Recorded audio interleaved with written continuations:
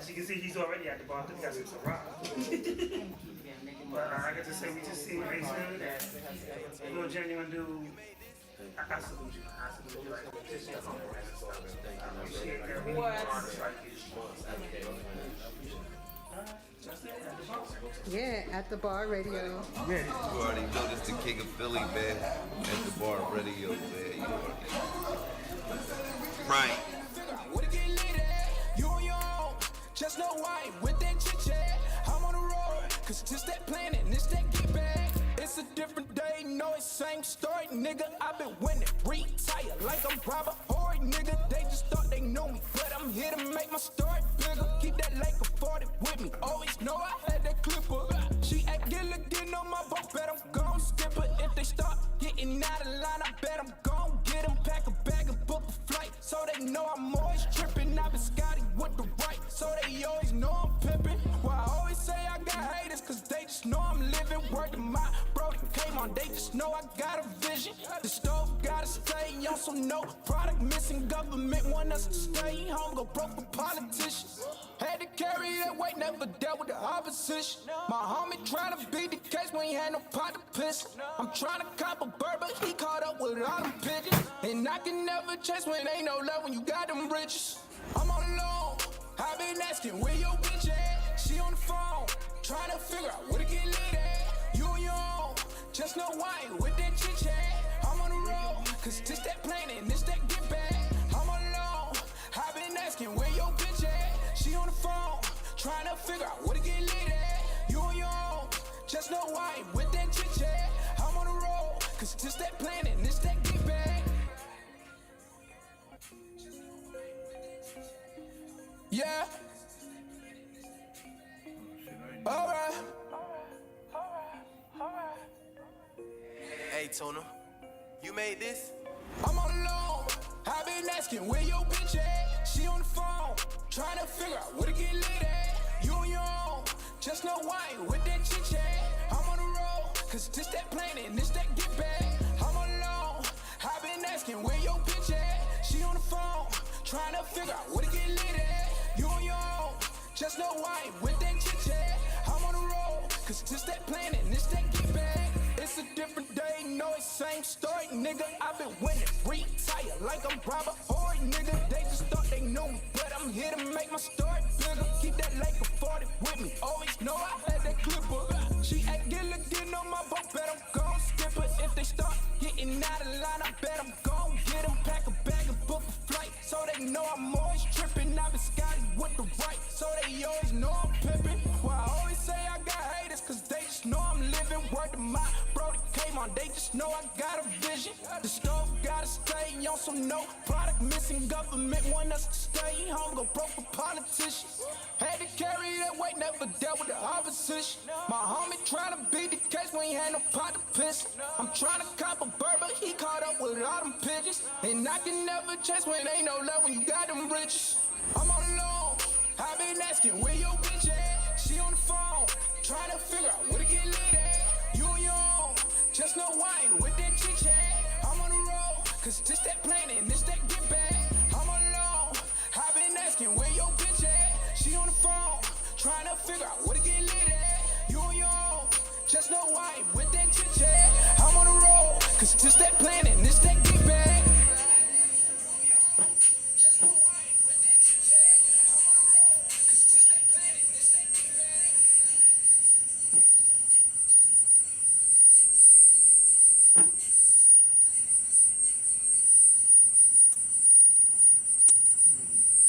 Yo. Getting feedback? Yep. Cause someone probably touched something. I touch nothing, man. I not touch no teen at all. Not you. I swear I did not. But it sounds like you got it for the most part. Alright, we just gonna go with it. Yeah, it's always something. Well, so we're live, so it's always gonna be something crazy. Oh yeah. What's going on? It's at the bar radio. It's back. We're back.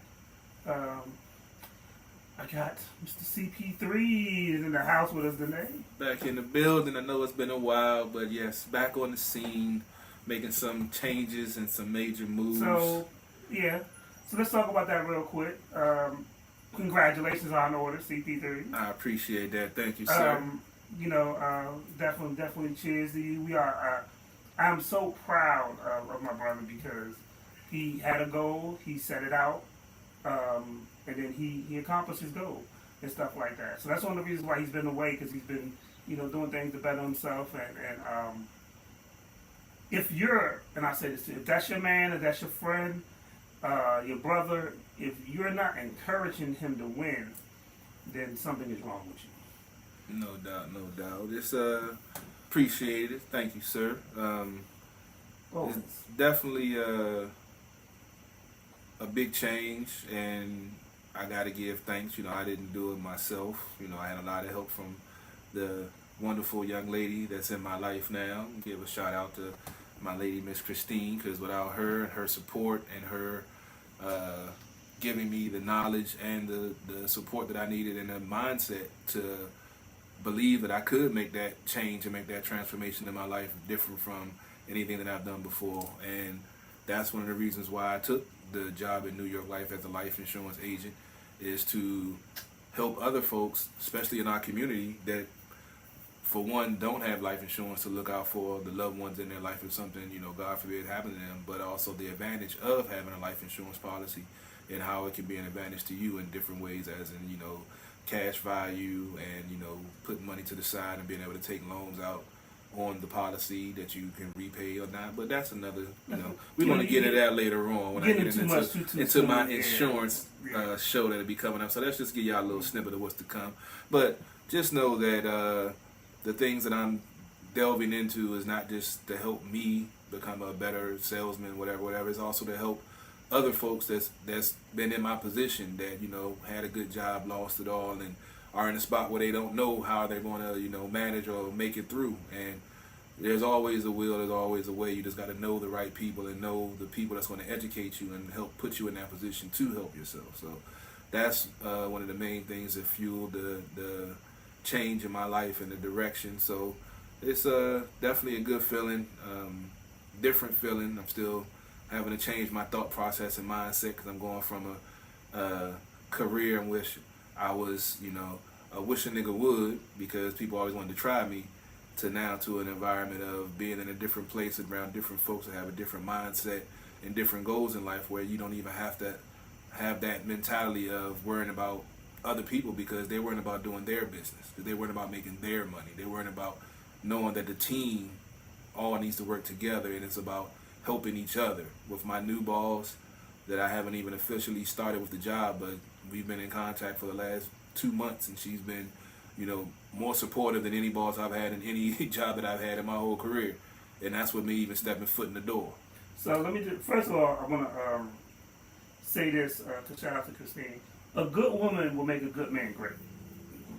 I cannot disagree. I cannot disagree. Because when you have somebody that puts the battery in your back, or somebody, we talked about this plenty of times, somebody that believes in you. Yeah. It's such a it's so easy to tell somebody that what they can't do, but it's a lot better to show them what they could do. And when you have a person that says, hey, you know what, let's do it this way, and I believe in you, it makes you want to accomplish things better. Definitely. I mean, like I said, my mindset, thought process was nowhere near where I am right now, but because she had a different perspective, I'm living it day in, day out, trying to just survive in what's going on. But her just knowing me and listening to me and the things that I've done in my work experience, I classify myself as just a, laborer that just, was just going to make money slaving for his whole life, but I could make money with my mind, but I just never been in a position to do that. And she helped me find a position to do that. And honestly, like I said, I would have been trapped at the job I was at for probably the next 15, 20 years trying to survive, instead of in a position now where I'm in a position where I can live and help other folks live and, understand what wealth and, looking out for the future really means.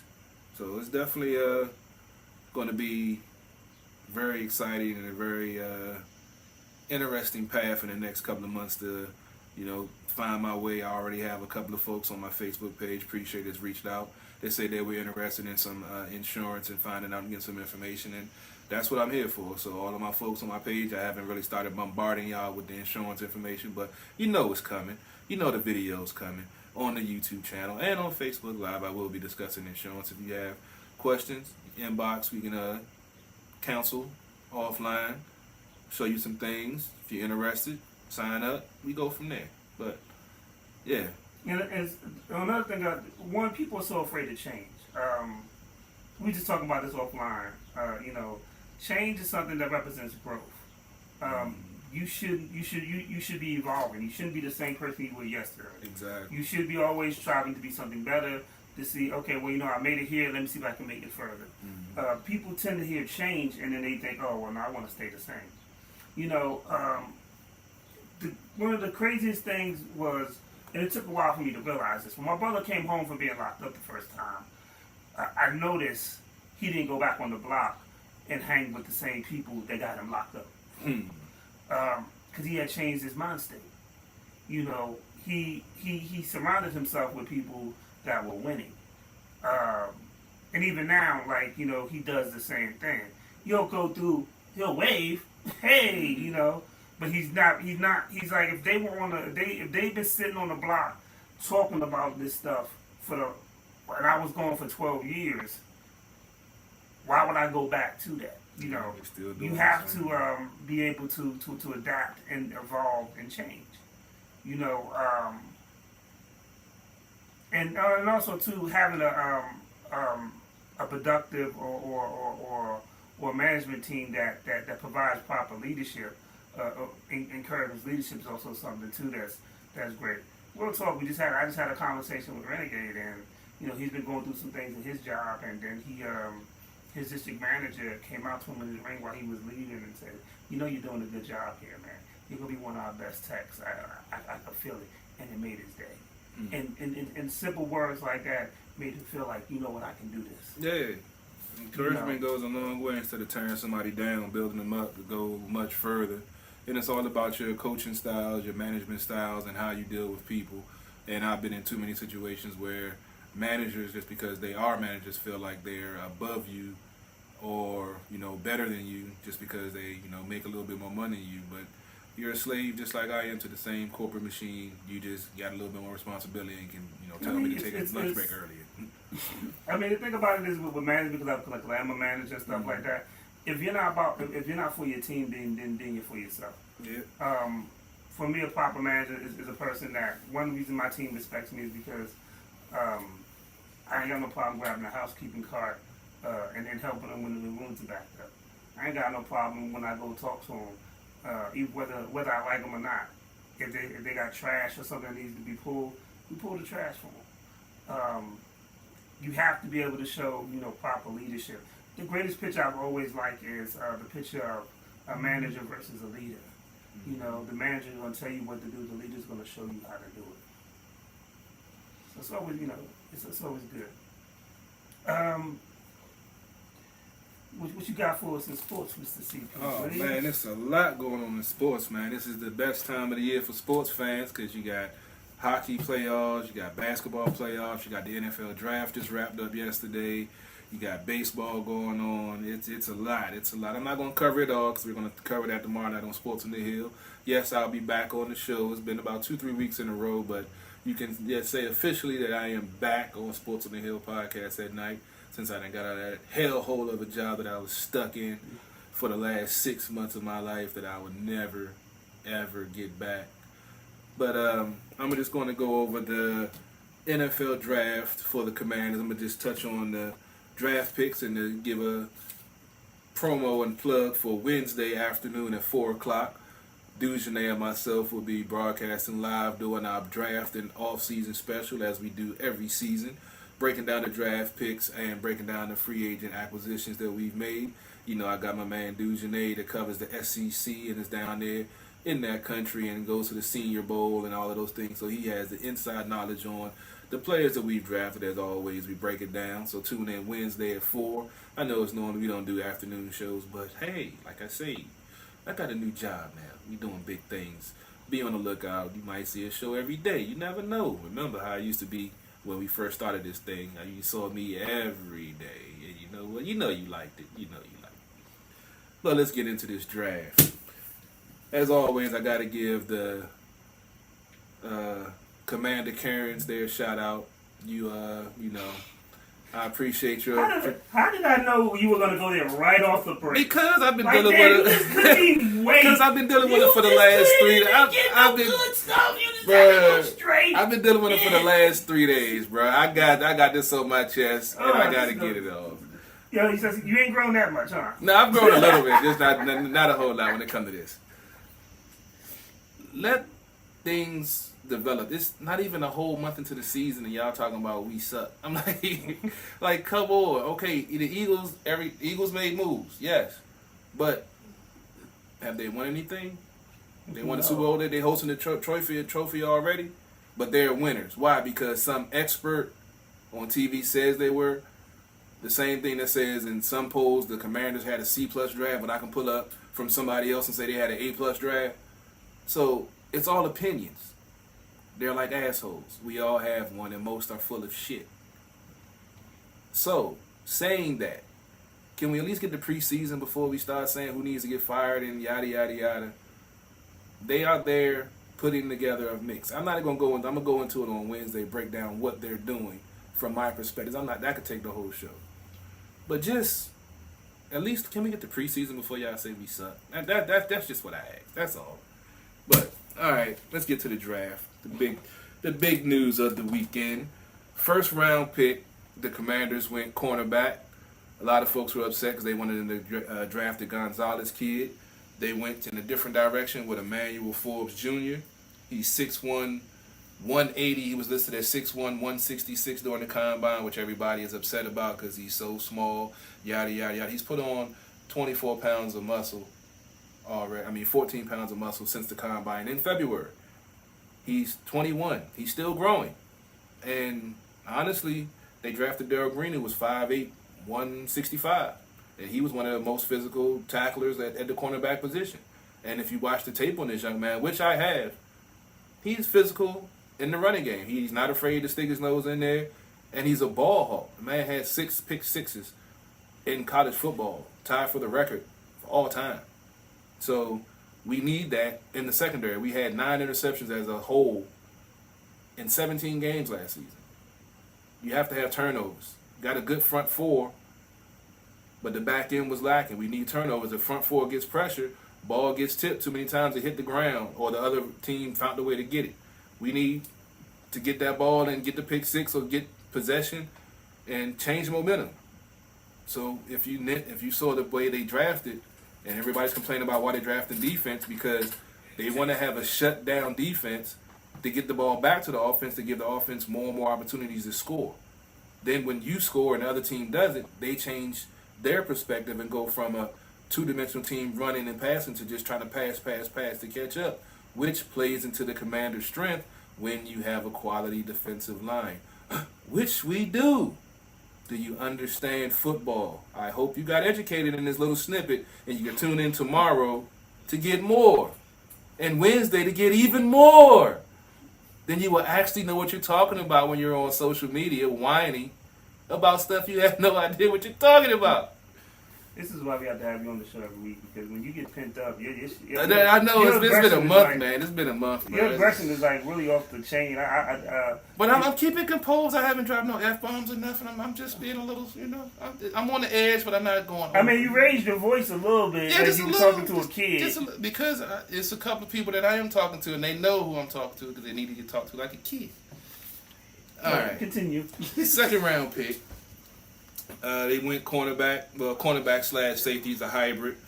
I'm going to try to pronounce his name correctly.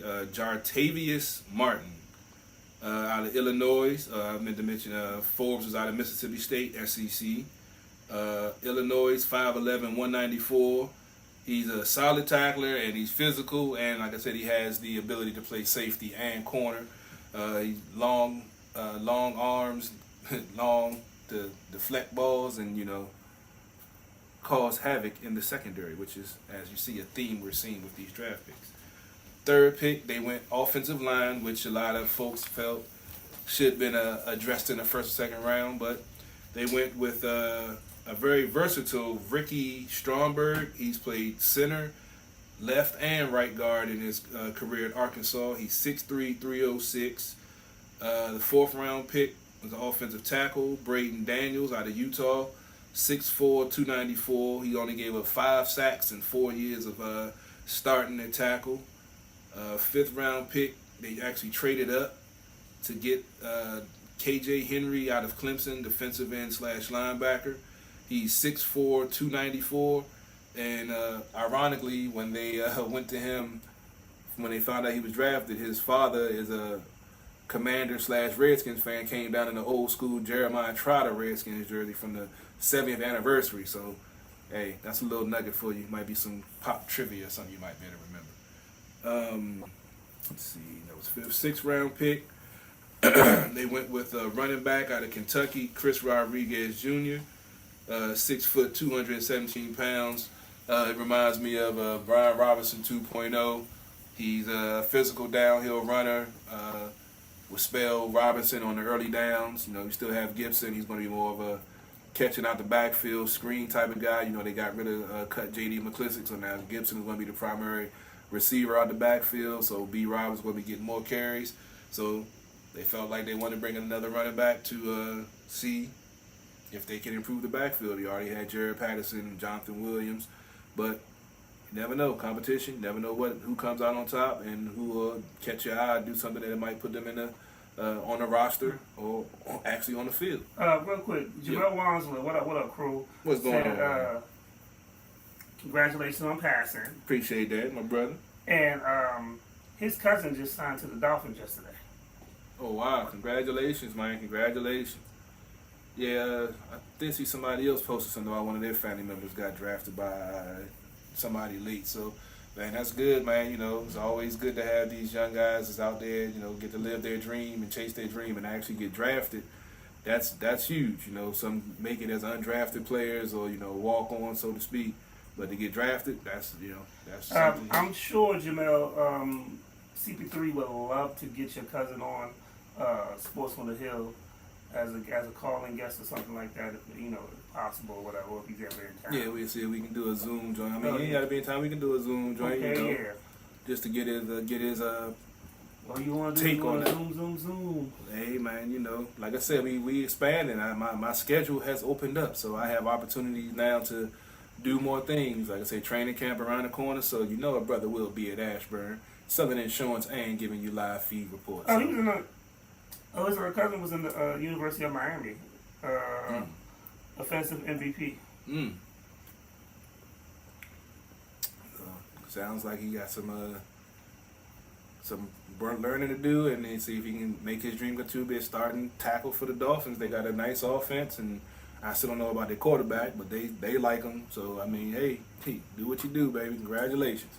Yeah, we're waiting on CBP to take his congratulations swig of his 17th. Oh yeah, I'll probably grab it after the first when we hit the video break. I'll Okay. probably go ahead and crack it. Then the last pick for the Commanders was Andre Jones, defensive end / linebacker out of Louisiana. He's 6'4", 248, and they drafted those two linebackers because, you know, Chase Young and Montez Sweat will both be unrestricted free agents in 2024 unless they extend them. Or franchise them. So, as you know, they're looking toward the future also. So, how do you feel about the Chase Young situation? It's honestly, it's not a surprise. It should have been expected by anyone that knows football. I mean, he got injured in the second season. Third season, he only played 3 games. You saw flashes, but he didn't have the confidence in his repaired knee and patella tendon. That's the thing that gets grazed over. That it wasn't just the ACL; it was an ACL and a patella tendon that got replaced and reconstructed. And if you look up the combination of those surgeries at the same time, the recovery, it's a very rare injury, and then the recovery is very specific per person. Anyone else that's had the surgery, you know, question mark on when they return. This young man is young, still in the prime of his career, so they wanted to make sure he had time to heal. Now, granted, if they would extend the 5th-year option, that would have bumped him up to almost like $15 million a year, which would hurt the salary cap. So they're making him earn it. That doesn't mean that they don't want him. It doesn't mean that they think he sucked. They don't think that he's a bust. It means they're making him earn it. Deron Payne, they gave him the 5th-year extension, but didn't offer him a contract until at the end of the year. He had a ball-out season. He then got a big contract. See how that works. Freestyle Artist Unlimited Self-Made Music said congrats to you also, CP3. Appreciate that. They getting a lot of love here today. Hey, man, appreciate the love. When Lenny gets there, he said, he's like, yeah, you gotta be easy on CP3, man. I said, why? He's been gone for a little bit. We can be hard on him. Hey, man, it's all good, man. What else you got? You got something else? Yeah, let's go ahead and wrap up with the DC Defenders. The best team in the XFL just defeated the Seattle Sea Dragons 37-21 to advance to the XFL championship game in 2 weeks down in San Antonio. They finished the season 9-1, won the North Division, and now going to play Arlington, who beat Houston yesterday. Houston had beat them twice this season and ended up losing the playoffs to them, which is crazy because Arlington was 4-6 and Houston was 7-3. But it's hard to, we talked about, it's hard to beat a team 3 times in one season. But the Defenders did it today because they beat Seattle 2 times in the season and they just beat them again. So stay tuned. I mentioned Wednesday. You got a question too. Oh, go. What we got there, sir? Jamil said, if it comes down to Sweat and Young, who would they let walk? Ooh, he got that face. I mean, as of right now, before the season, with both of their performances, they would. I mean, honestly, they're not going to let either one of them walk because they were franchise tagged. Whoever one of them they would sign, they were franchise tagged the other one and try to trade because we can't allow talent just to walk away. If you are a Nationals fan, Bryce Harper, Anthony Rendon, Trey Turner, Daniel Murphy, all those guys that were, crucial to our team just walked because we didn't, do something to get something exchanged for him or something. So they can't afford for him to just walk away. That's why they do have the, franchise tag option. So if I had to make the choice based off of their performances on the field, it's a no-brainer. You got to let Chase walk because Sweat has produced and he's been improving over the last 3 seasons, and he's motivated, especially after the killing of his brother. That was the reason why he had the off season 2 years ago, and you saw he came back with a vengeance this season. Yeah, okay, all right. So I definitely think we could. It's going to be hard to sign them all. That's the one thing that nobody really talks about. When you have 4 first-rounders on your defensive line, you're going to keep them for at least 4 years because they're on the rookie contract. But if they live up to the first-round expectations and live up to the way they're supposed to play, when it's time for them to re-sign, it's going to cost you. And we've already locked up Payne. We've already locked up Allen. You got to remember, you got Sweat, you got Chase, you got Cam Curl, Derek Forrest. He already got 2 years under, so it might not seem like much, but then 4 years go by quick, and that's when you got to start kicking out that money, or you lose them via free agency. That's why New England with Bill Belichick, he would draft the guys playing for the 4 years on their rookie contract. They want that big contract.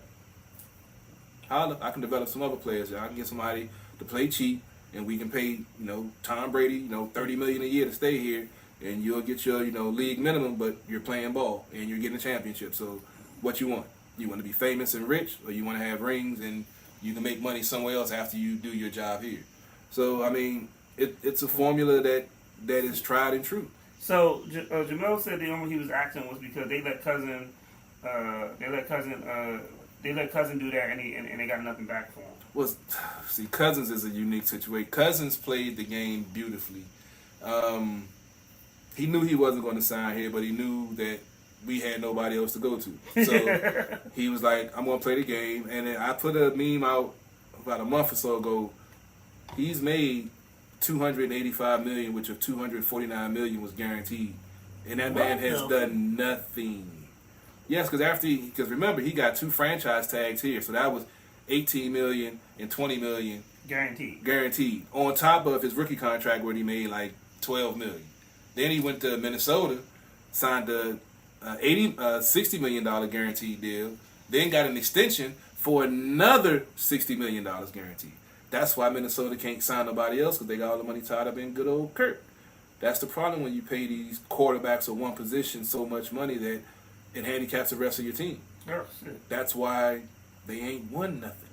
That's why he barely got out the first round one time. He's won one Monday Night Football game, which means when it comes to prime time, he shits the bed. He said, Jamel said that yes, he's the new Sam Bradford. Yeah, times 10. 'Cause he got way more paid. So that's it for sports. Yeah, just tune in for the DC Defenders. I believe it's 2 weeks. Wednesday, I might see if I could reach out to the coach and get him on the show Wednesday. So stay tuned. Might have the coach from the DC Defenders on. I have his contact info, and they play in 2 weeks. So hopefully it'll be a slow day. Might be able to get a Zoom call in, because myself and Dujane will be covering the Commanders. So we might as well make it a full football show. So be on the lookout Wednesday. I might see if I can get the XFL North champion head coach on Sports on the Hill. That'd be dope, though. Yeah, for the folks that was talking about my little small podcast, and little teenagers have podcasts. Ha ha ha. Yeah, but do they get coaches? Do they get Julie Donaldson, the VP? Do they people get? Probably got little penises. Yeah, do they get Rick Doc Walker? Do they? No, I don't think so. So I hope you're tuning in, little buddy, because I know you're sucking on the little nipple of the folks that we're talking about. You should tag him so I can insult him so you can insult. I've tormented him enough. He's probably not watching, but I'm gonna chop it up and put it on her page just for him to see it. So speaking of toxic things, this is a good segue. I'm not toxic. Facebook has canceled Red Table Talk. Oh, really? Yes. So that's, for those who don't know, Red Table Talk was Jada Pickett's show on Facebook, which is it's hopefully for the sanity of Will Smith. The most memorable moment is, and Chris Rock has said it in his special, it's never been in the history of anything where you sat down in front of the person that did you wrong and they talk about, so what's wrong with you? You! And so Facebook's supposed to be focusing more on the content creators, really, because y'all block our numbers all the time. So I don't know how you're doing that. Don't even get me started. But Red Table Talk has been canceled. How do you feel about that? Do you feel it's a good idea? I mean, I never watched it, so I don't know. I know about the whole August situation and yada yada yada. But I mean, honestly, I'm not mad at it, because, like you say, toxic. That whole situation spurred what happened. Came from that, like I said, what human being has the person that they cheated on the show, streaming live, and tell them they cheated on them, and then the person who they cheated on them with, which is another shot, and then, like you say, they sit there like, what's wrong with you? So how do you even do that interview? I mean, who's crazier, for her for doing it or for him sitting down doing it? I don't know. I was thinking the other day, I think Tupac did fake his own death to get away from Jada. He knew how crazy that bitch was. Like, I'm out. Should we need to plan something? He probably up in heaven like, I guess it was a good day. I got away from that crazy bitch. Oh, Lord. I'm just saying, I ain't gonna lie, I had to think for Jada back in the day. We all had it. But now I'm saying different world. In a different world, Jada, she was cute, she was small, she was a shit. But now I'm like, dirty bitch. It's like, damn, that's fucked up, man, that she did that dude like that, man. But I'm not upset about it, because we need to take more of that toxic stuff off for television. Some of this reality TV definitely needs to go with all of the ratchet behavior and all of the cussing out and disrespecting folks.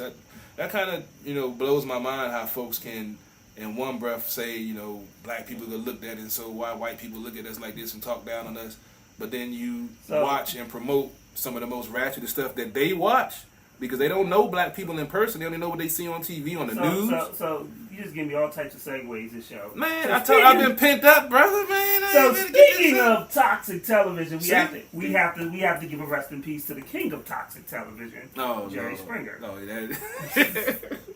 I'd watched Jerry Springer for years. I remember at one of my jobs, I used to stop and we used to watch, and I turned them on to Jerry Springer. I actually had co-workers actually go on Jerry Springer. You know, but it's a good. Here's something about that. I used to love Jerry Springer. No lie. I used to watch it no matter what. And as I started to grow and elevate and change, I had to realize the reason why some of my relationships were dysfunctional was because I watched dysfunctional stuff on television all the time. And I had to give up Jerry Springer, so I just turned it off. There's been some wild moments. Now, I always say this about Jerry Springer, and I would love to get a person of the alphabet community, especially the T's here, for this conversation, because do you think Jerry Springer did more for hurting the trans community? Because they're after Dave Chappelle, but if you think about Jerry Springer, one of his big shows was Surprise, I'm Really a Man. And do you think that hurt the community more? Because it wasn't really putting people, it wasn't really showing that community in a positive light, because it showed a lot of deception. Now, I think it would have been an interesting conversation, because when we talk about stuff and they talk about rap music and they be like, well, lyrics were gay bashing and you know, homophobic and stuff like that, we never bring up what Jerry Springer did. And we all know it's because of the color of his skin. Pretty much. I You know, it's easy to say, oh, this rap lyric was offensive. I mean, he was. But when you have a show titled Surprise, I'm a Man, how is that not offensive? Yeah, but then in the same breath, they don't judge me by the shows that I'm on. That's not who I am. So you just want to make money off of it, but that's not who you really are. Well, technically, that's who you really are. And I ain't gonna lie, I did watch Jerry off and on. I watched it all. I watched that shit religiously. That shit was so toxic. I started leaning away from those shows. Like, I used to watch Richard Bay and all of them joints when I was Well, that's the young. funny thing. So, people who don't know, Yeah. before Jerry Springer, there was two Bay. other shows. It was Morton Downey Jr. Oh yeah, I forgot about his ass. He basically, that's how Steve Wilkos, he was like 10 times worse than Steve Wilkos. He would cuss you out while smoking a cigarette on stage. You know, back in the 80s, you could actually smoke on television. Well, he just didn't give a fuck. And then it was Richard Bay. So Richard Bay is the show that really people started fighting on. And because it was a show that was shot out in New York. Then, people don't remember this, but before Jerry Springer, Ricky Lake was another show they used to fight on. Then Ricky Lake cleaned up her image and she stopped it. Yeah. And then Jerry Springer took it, and they when Jerry Springer started out, it wasn't how it was how the show ended up. And they wound up, you know, doing that, and it just became crazy. I remember when I was going to the Columbia School of Broadcasting, there was a magazine, and then they crowned Jerry Springer the king of all media at that time. Yeah. He was 79 when he passed away. And as we're talking about this toxic person and funny, I'm not saying he was a bad person. The show was very toxic. I don't know nobody. It was entertaining, but it was That toxic. shit was crazy. We do have to say rest in peace to Harry Belafonte. So, Definitely. he was 96. I think it was 96. Lived a good life. Community activist. You know, did a lot for the community. So we definitely want to send rest in peace to him too. So, and we've had our toxic moments. Yes, sir. Yes, sir. Y'all have. You know, I could picture you being on Jerry Springer though. Nah, you ain't never gonna catch me on that joint, man. I couldn't do it, man. I wish somebody would trick me to come. Yeah, I want you to come to Chicago to come, and then you go on the stage. I just sit there and look at them like, you know when these cameras go off, it's gonna be on, right? I'm not gonna do shit or say shit on camera. Once the show is over, oh yeah, we're gonna have a nice conversation. All right, we're gonna play 3 videos. We're gonna do a video break, and we'll be right back. Jerry.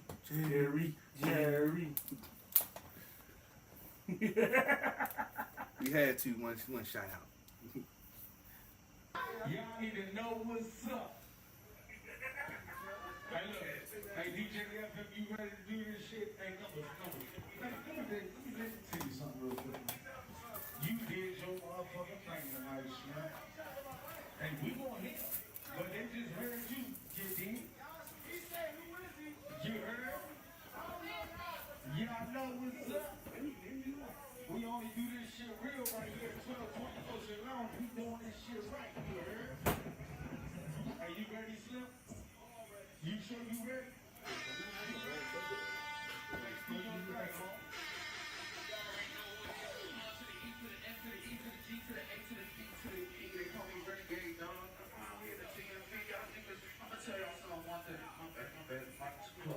Rapping $1 million, hey, business $1 million, but showing love, that shit priceless. I'ma tell y'all that shit priceless. You ain't gotta pay for that shit. So show some love and show some good love to these people that's getting out here and doing their thing. Try to do something out here, alright?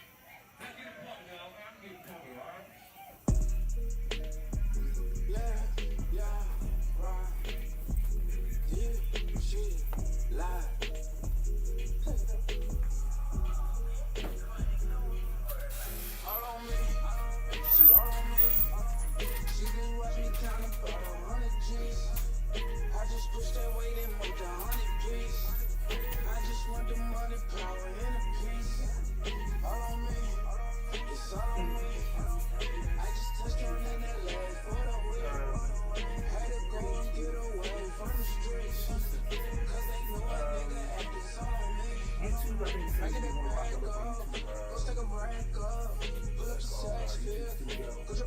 Twitch sends it to me, but I'm not thinking about Twitch. I'm not really on Twitch. I just do the show on Twitch, so I don't really. I got a few viewers on Twitch. I need more. Twitch is more for gaming. So, I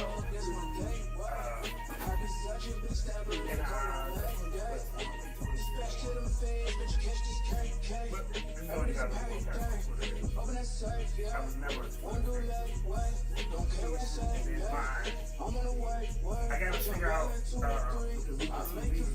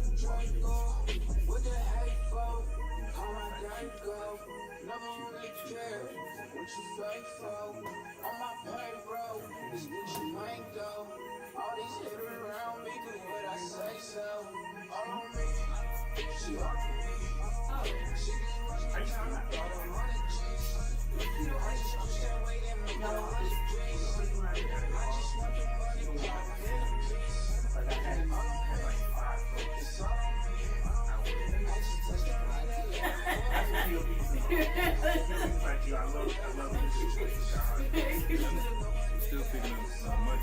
It is. Oh, the plug-in ain't work? No.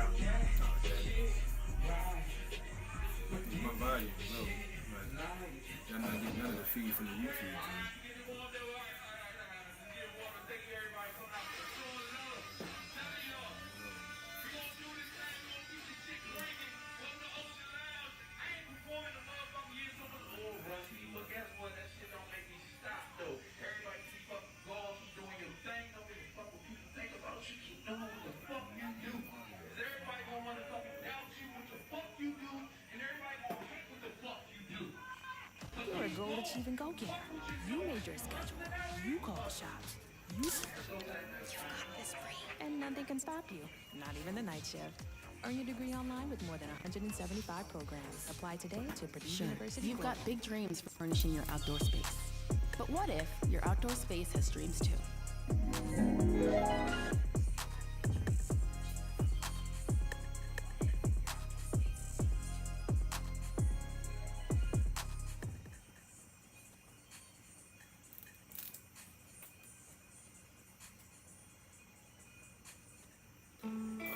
Speakers hooked up, that's why I'm not getting all that.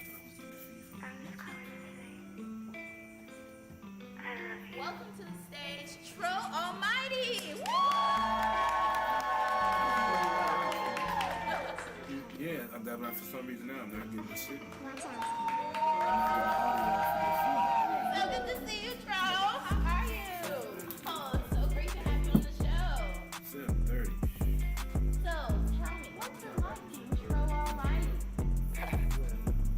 Now every time I call up, I just get my soul up. Her shit kinda fat, threw it back like she know us. She be telling lies, I be lying, that's so us. Snitch from my past, off the drugs, about to go up. I've been sipping walk all week, out to go cups. She be trying to eat on me, tell her go nuts. Can't give her no love, probably never show none. I been counting C-notes, bitch, feeling so numb.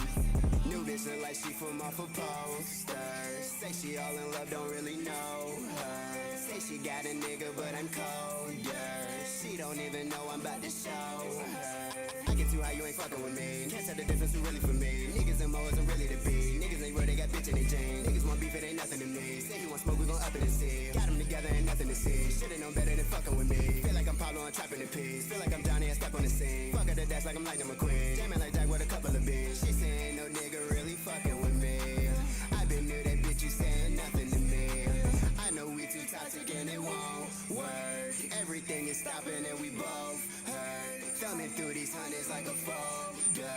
RPs I've been popping, I ain't sold. Now every time I call up, I just get my soul up. Her shit kinda fat, threw it back like she know us. She be telling lies, I be lying, that's so us. Snitch from my past, off the drugs, about to go up. I've been sipping walk all week, got to go cups. She be trying to eat on me, tell her go nuts. Can't give her no love, probably never show none. I been counting C-notes, bitch, feeling so numb.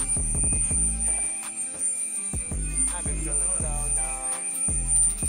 I've been feeling so numb. So every time I pull up, I just get my soul up. Every time I pull up, I just get my soul up. I've been feeling no love, probably never show none.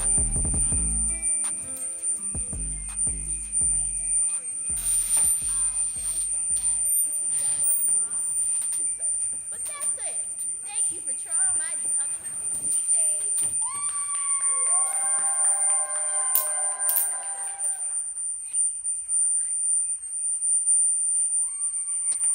Franklin is going to war.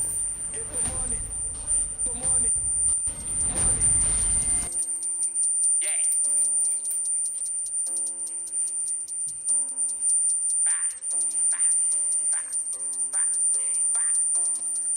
I say all my niggas got good range. Put potato on that bitch and let it bang. Counting money while smoking Mary Jane. You can't hang with us cause you ain't with the game. I say all my niggas got good range. Put potato on that bitch and let it bang. Counting money while smoking Mary Jane. You can't hang with us if you ain't with the gang. Yeah, they call me Shake and I'm all about my dough. Hell no, I don't like wireless cause you know I cannot fold. I spend racks on myself, I spend racks on the spit. What I'm counting right now, hell no, it ain't counterfeit. Bitch, nigga, stop talking before we stomp you out. She chopping bullets right now, bitch, and make you walk it out. Say, what's that talking sound? Say, what's that mumbling sound? Say, nigga, scratch him out like chalk, we had to lay him down. I say, tell that pussy nigga, pipe down. Throwing money, stand on couches in the lounge. I say, tell that fuck nigga, pipe down. We got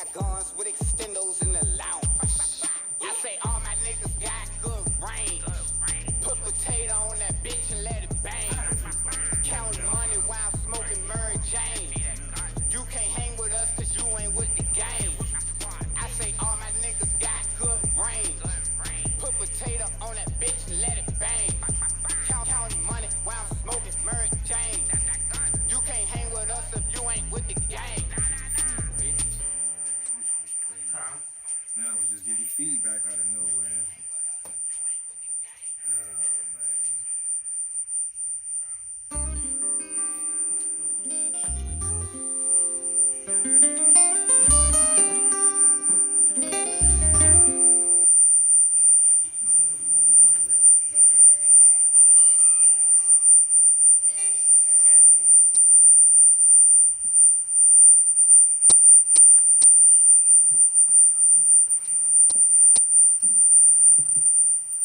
I don't know. I don't know what life is showing you, but I do know it's getting feedback. I noticed something over the past 2 weeks, CP3, What that is? that you didn't mark yourself safe from the Freaknik post. Yes, because I was fortunate enough that I did not make an appearance at Freaknik in none of those times. That, Are you sure though? Are you sure? There was an attempt made to go to Freaknik, but I never. I mean, because you had the look. You had cornrows. You had a truck. I never made it down that far. I was more of a, like I said, I was going down Virginia Beach, shutting down. I always go places where it's low. I don't like to be a lot of crowd, so knowing if it's going to be a hot spot, normally you won't catch me there unless I'm being drugged there. So, but yeah, situations like that, I know it's too, it's too easy to get in trouble in the good and bad ways. So let's talk about this though, because Freaknik is getting a bad rap. Yeah. But you know, and because we were just talking about this off the air. Yeah. Because I'm pretty sure Freaknik was basically the Black Spring Break. Or was. I'm pretty sure down Daytona Beach, some of the most similar activities, if not even wilder activities, were going on, and we don't talk about that. Well, you know, Girls Gone Wild made millions, so yeah. But it's always going to be a situation when it's, you know, our people. For one, the threat of things getting out of hand, which sometimes is warranted, and sometimes we're talking about a different time in the 90s, early 2000s. You know, it wasn't as bad as it is now, but whenever we get together, it's always going to be a fear, and even if nothing does happen, it's going to be rumors of something that happened that they didn't, you know, that they hushed it up. But yeah, this happened. So I mean, the folks that are worried about it, that need to be worried about it, you know, y'all got reason to be concerned, because yeah, some of the stuff I did see, yeah, y'all was wilding out. But you can't regret it. You did it. All you can do is just, you know, tell your husband or your preacher husband that didn't know you was that freaky back in the day, you know.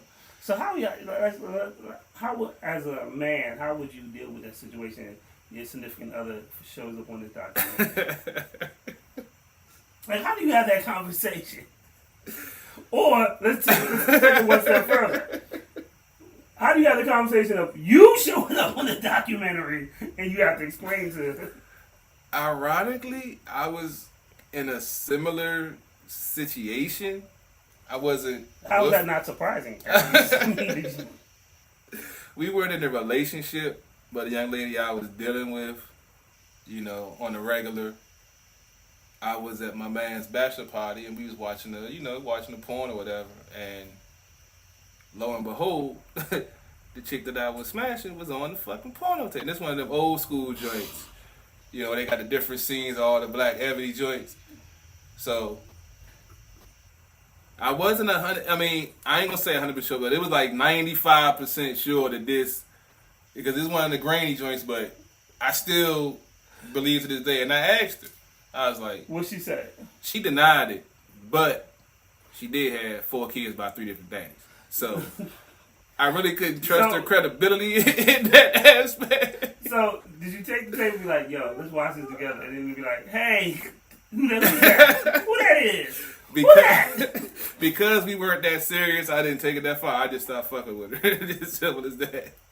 So it pretty much killed the relationship. Yeah, at that time of my life, yeah. Now being older, knowing people have passed and understanding all of that stuff, now it depends on what was going on and the context of our relationship. So would you rather for a person to tell you up front? Oh yeah, definitely. Or would you, Or do you lose trust when you have to find out like the way that you found Yeah, out? you lose trust. I'd rather you tell me up front so I can at least prepare myself than to just randomly like, I know that.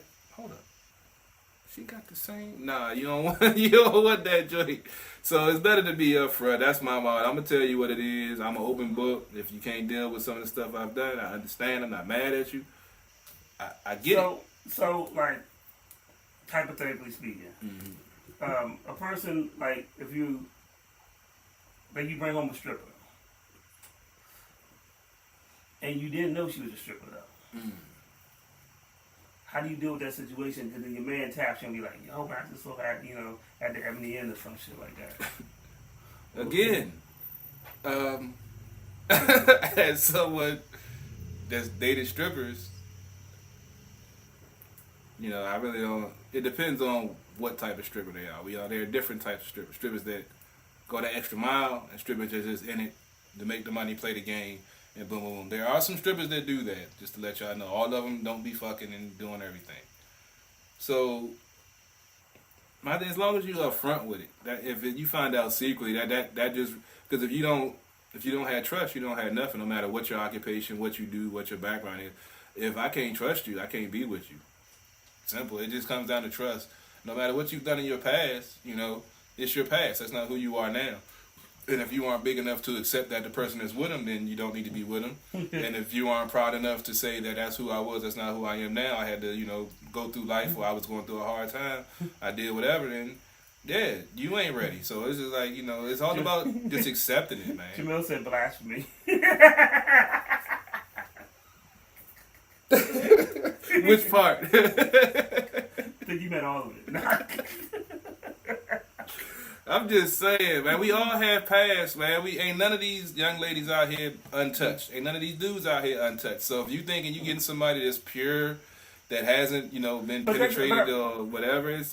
But that's a good thing though. Is real talk is how do you deal with a person's history? Do you want to know their history? Do you? Me personally, I've never really been to the type of guy to ask a girl like how many dudes you smash. Me neither. I've never been really about her body count. But then again, when they ask me, I'll be like, yo, did I ask you? I don't have a problem. I don't have a problem with it, but I also think if it's something that if I'm okay with who you are, why are we even talking about what I've done or what you've done in the past? True. That's very true. But there's some people that want to know what's the body count. I mean, like in my younger days, I think not to say I've always been that person. In my younger days, I was hey dog, that shit was kind of loose. What's your body count? I never really thought about it because I've always been in the mindset because everybody be like, if she give it up the first night, she a hoe or yada. So, and that to me is asinine. To me is she know what she wants, she like it, she want to give it up. That's cool. That doesn't make her a hoe. That means she like it. But that situation happened where we dated a girl. I dated a girl, and we like literally the first night we wound up doing it. But she actually wound up being my girlfriend, and I had to get out the mentality that she was a hoe because it was just that you had to grow into the mentality of we both were just feeling each other. Yeah, exactly. So that's what tripped me out about people that had that mindset or worried about, she's slept with this many guys, that makes her. No, it don't. It just means that, she's secure with her body. She wants to, she like to feel good. Let's keep it. It is what it is. Let's keep it 100. Let's keep it 100. I know church girls that was the biggest hoes. Oh, no doubt.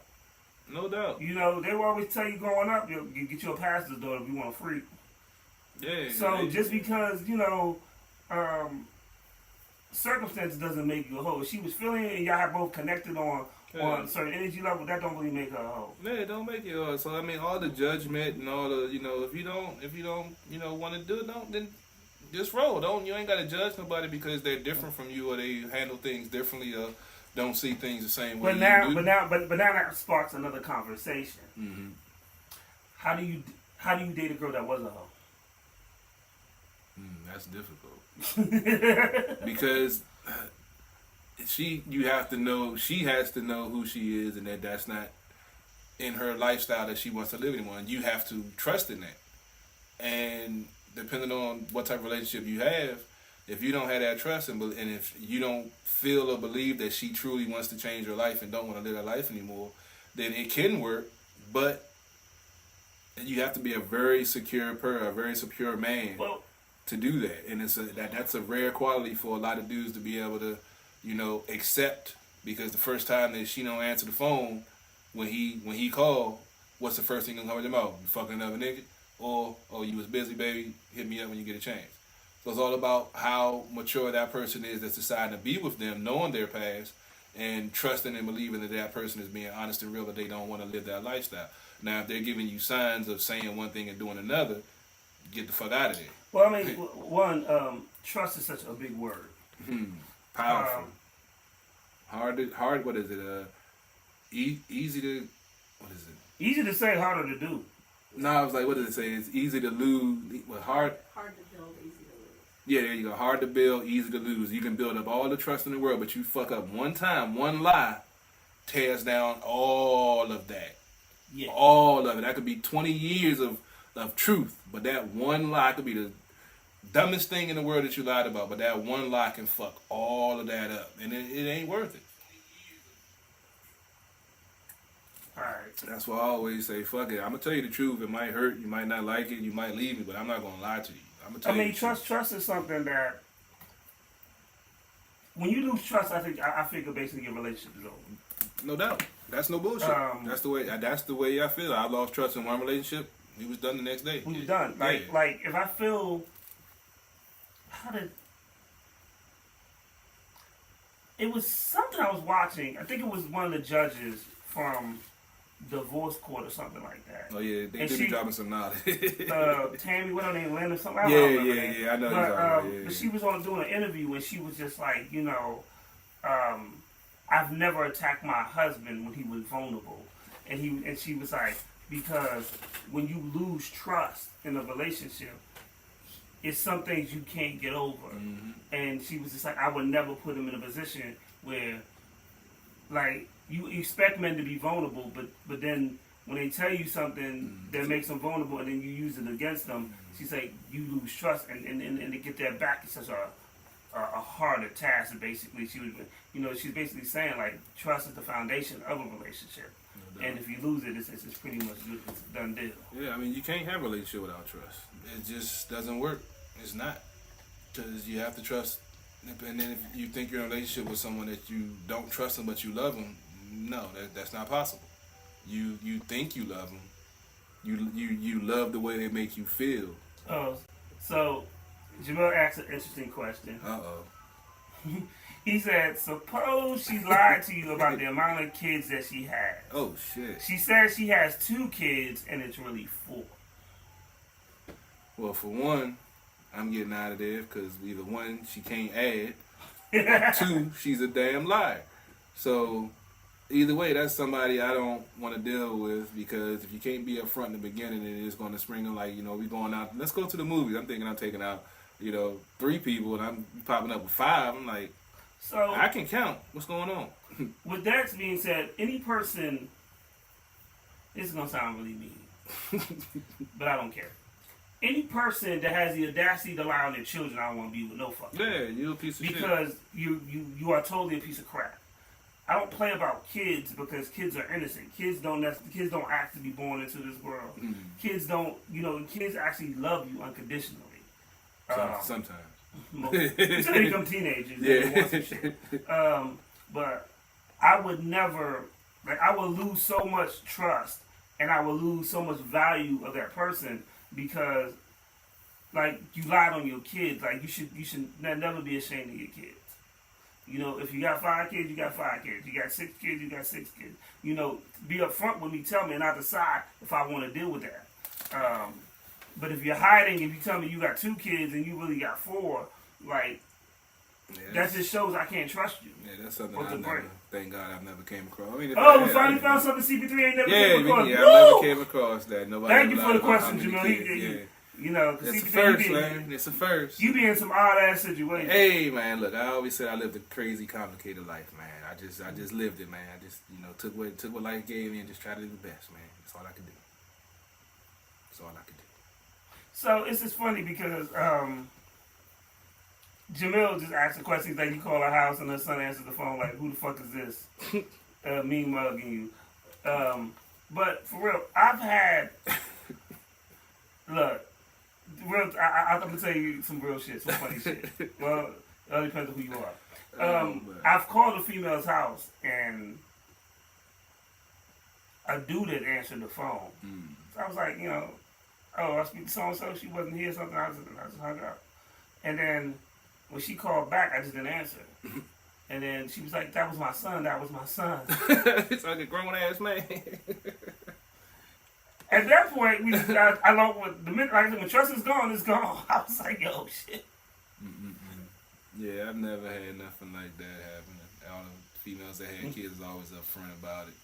Yeah, that's crazy. I mean, anybody that, like you say, will lie about how many kids they have is. I can't fuck with you because kids are innocent, you know. I mean, I love my nieces and nephews as long as they stay babies. It's when they become teenagers I want to get them motherfuckers away. Hey, man, don't get me started. I got 2.5 of them. So, I don't know, man. That's some, I mean, like I said, I've never been in that. I've been in some crazy situations, but I've never been in that one. I saw you had a proud uncle moment. You took you took some prom pictures with your... Yeah, my niece, 17, about to graduate high school on the 2nd of June, and is going to... That's Bowie. my birthday. Going to Bowie State. She just went through her walkthrough, I think, last weekend with my sister. And, yeah, man, I was there the day she was born, and she about to graduate. I'm like, wow, it's crazy how much faster time went by. So Jamil said he had a situation where a chick said that she had 2 daughters, but didn't mention that she had a son and an older daughter. Damn. And they got mad when he told her, it's over. I told her, this shit's over, baby. Well, how are you going to just try to hide 2 other kids? That's crazy. So funny thing is, I remember when my sister had a prom, and she was taking her little boyfriend at the time. My brother, shout out to Big Ray Sean, he rented a limo for him and stuff, right? Mm-hmm.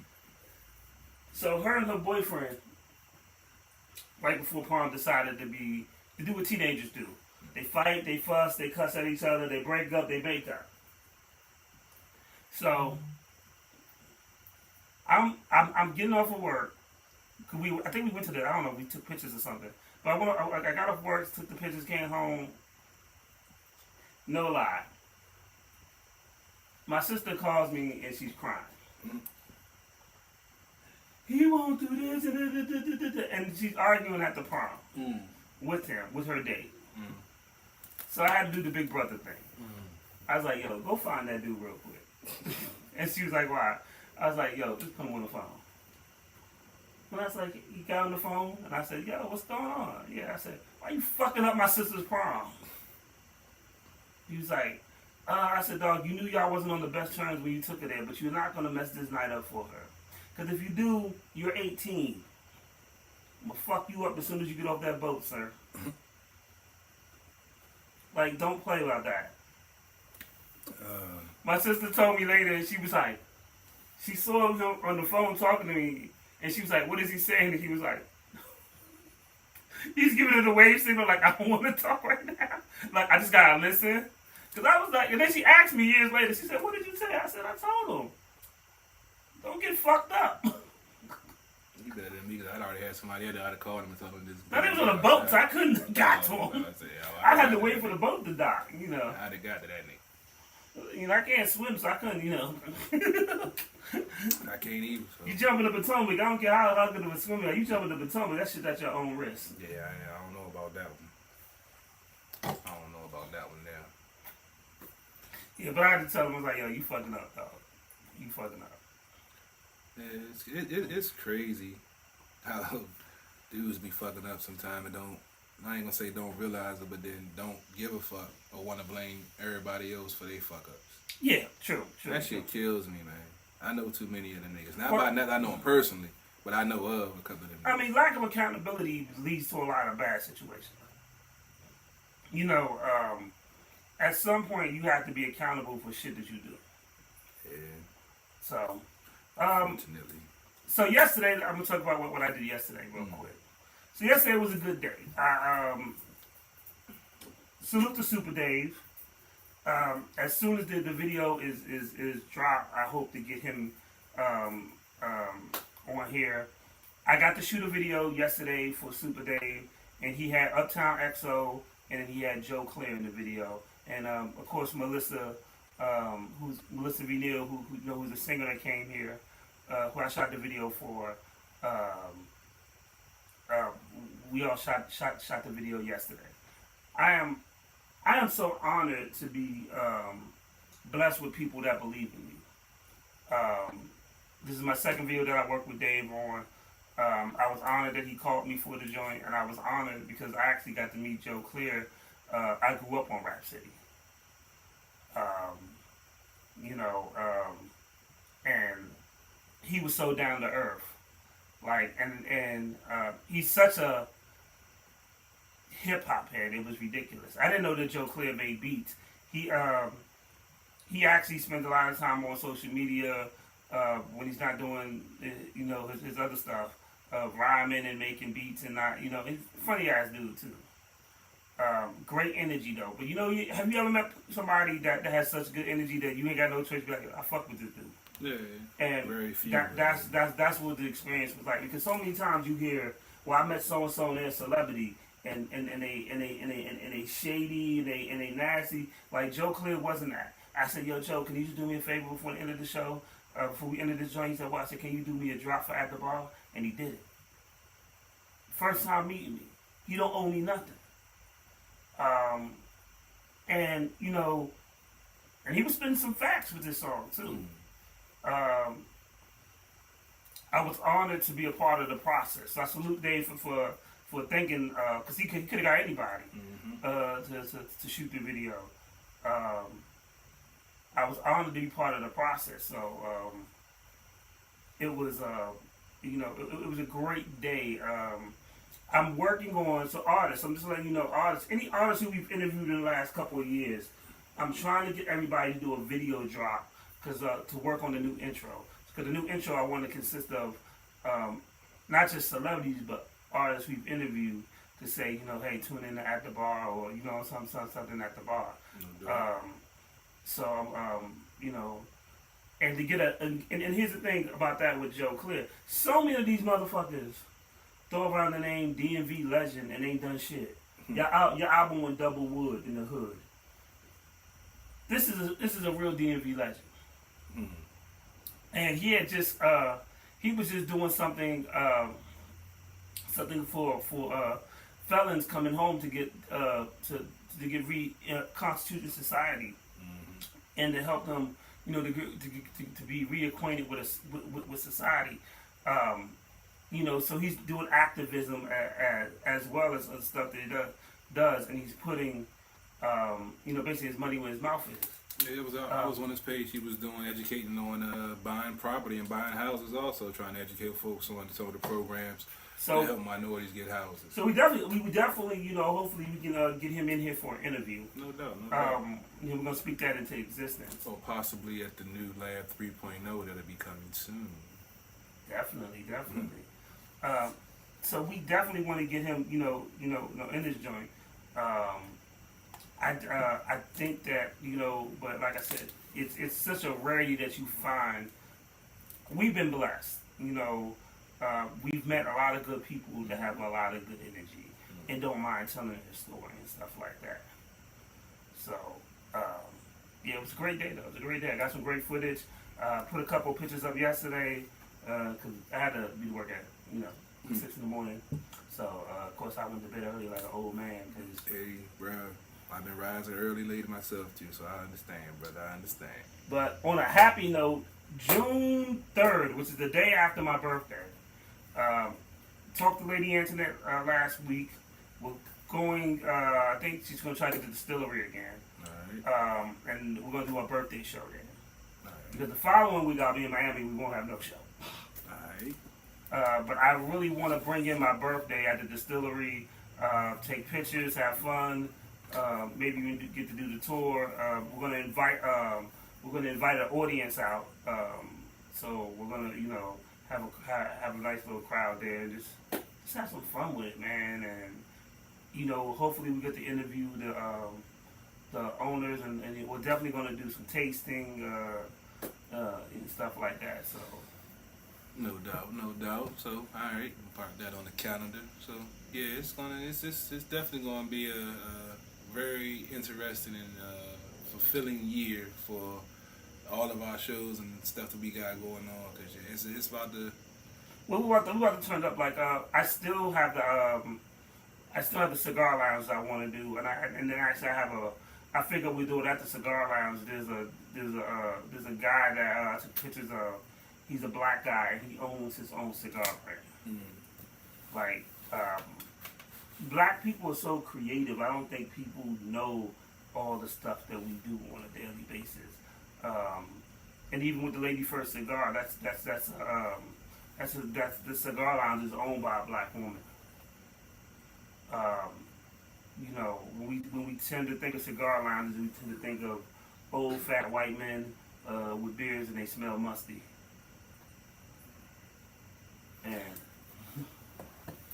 I've been to a couple of cigar lounges. It's cool. It's depending on which type you go to, the high end joint, or it's the nice chill joint like down in Waldorf. But to me now, it's too much of a statement now. It's not just for people to enjoy it now. They feel like they smoke cigars. They're in a different level or a different higher class or something. That's always not been my thing. So once folks start taking something like that, I used to smoke cigars, me and my dad. That's one thing we used to do, and now I'm ready. I ain't never smoked nothing. But I ain't got the lungs for it. But let me shout out to my Aunt Denise. Shout out to my Aunt Denise. Aunt Denise, I love you. We always keep you in prayer. My Aunt Denise had just lost her husband recently, Dan. But my Aunt Denise is probably one of the most consistent family members who watches the show. Remember, she called in on one of the shows that we did. Yeah, y'all was. You got scared because you ain't know the number. I put the call out for any possible baby mamas I might have. And then she called the phone. I ain't recognize the number. You recognize the guy started sweating like shit. I gotta cut that shit out. I told you, I got a pass, but my pullout game is spectacular. But I really love Aunt Denise because when we did the show at the Harbor and me and GOP, I don't know what, my family suffers from insomnia, so we used to do the show at the Harbor at 1:30 in the morning. And I lied to you not, if I had one viewer, it'd have been my Aunt Denise. And then she used to call my mom and tell her about the show and stuff like that. But I really do appreciate my Aunt Denise. I remember them late night. I was coming out there a couple of times for them late night shows. I'd be to work at 7 o'clock. Man, I think the worst mistake I ever did at one of those shows, we finally didn't have no guests. And I was like, yo, we got a free show tonight, no guests. And like 6 people fucking showed up. OCA Stacks brought like fucking 6 people. He's like, oh, y'all ain't got no guests? Yeah, nah, I wouldn't have said that. I'd say at the end of the show. Well, yeah, I stopped saying that shit. I started saying that shit. I was like, because you put that shit out there. You know, I think I typed it. Either I typed it or did the video. I was like, we ain't got no guests tonight. We gonna be good. Me and GP jabbing each other. Oh, we gonna get out here early. Yeah. That motherfucker turned into like a 2-3 hour show. That's how it be, man. All right, Lenny, you got 10 minutes. You're killing me. Yeah, man. Lenny, we got things to do, baby. Got things to do. Moves to make. You're killing me, son. You're killing me. We about to go on a small video break. Yeah, you got 10 minutes, Lenny. If not, we shutting this thing down, baby. And we catch you next week. Oh no, next week we got 2 guests. Oh shit. Well, we catch you the week after that, man. Next week we got 2 guests. We got Side Note and then Sexy V. One of them I met Sexy V at Big Mo. She was a model. And then she's also a rapper, so we'll have her also. And then Vega hit me up about Side Note, that she's an artist. She was out there for a while, and now she's coming back, doing her thing. We're going to play the new OCA Stacks, Bank on Me, and then after that, we'll play Go Villain, Shame on Me, because it's a shame because the last time you was booked to come on here, Go Villain, you didn't show. Yes, I will put you on blast. and then we'll play Pat Riley and Swisher F. Johnny. So here we go.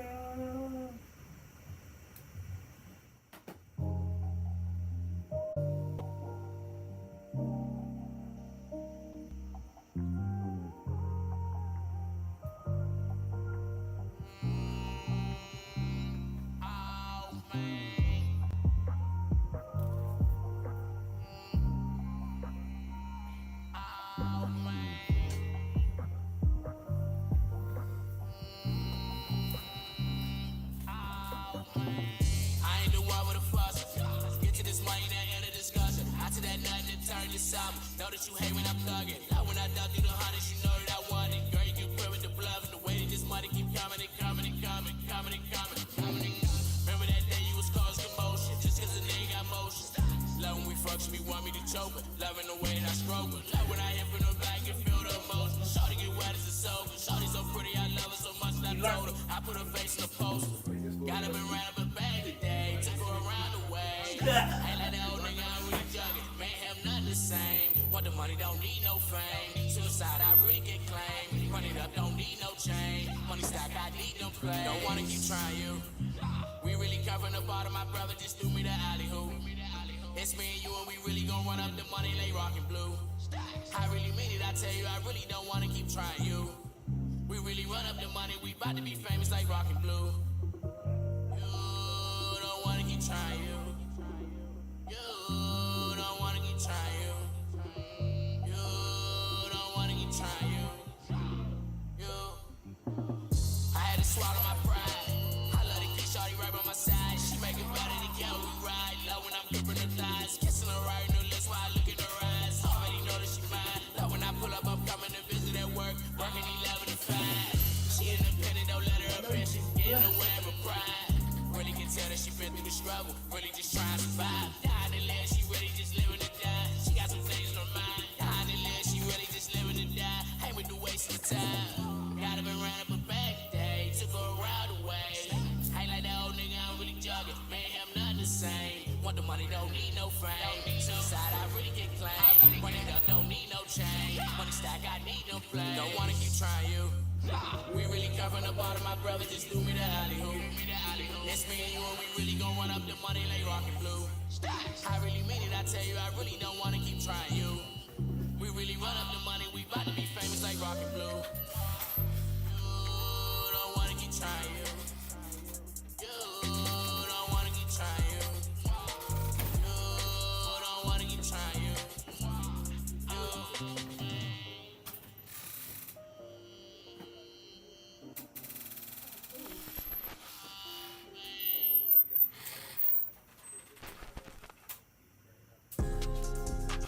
Shame on me, shame on me. When you stand out, it's hard to stay low key. Stay low key, stay low key. Oh, shame on me. It's someone to pray for it. God bless it when it stay low key. Hard when you stand out, it's hard when you broke.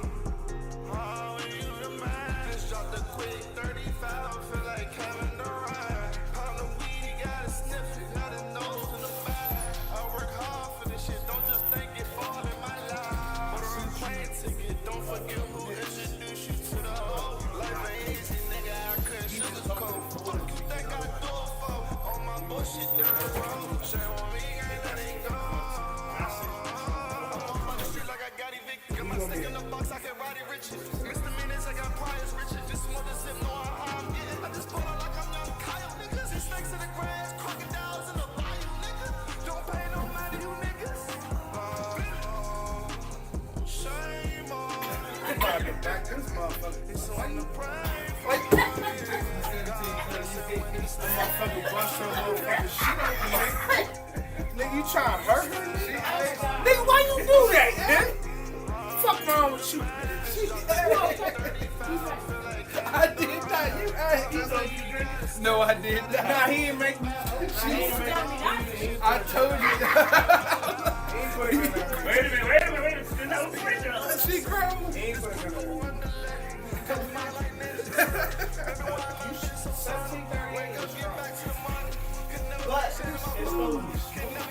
Well, she's not a cognac drink. She does drink whiskey, but she's not a cognac. Hold on.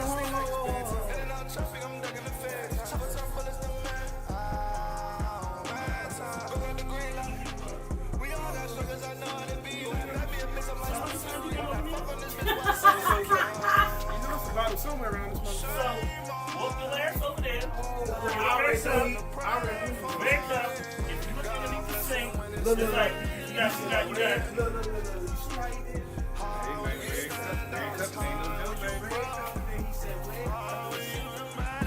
Keep going. Right there. You got one at the top.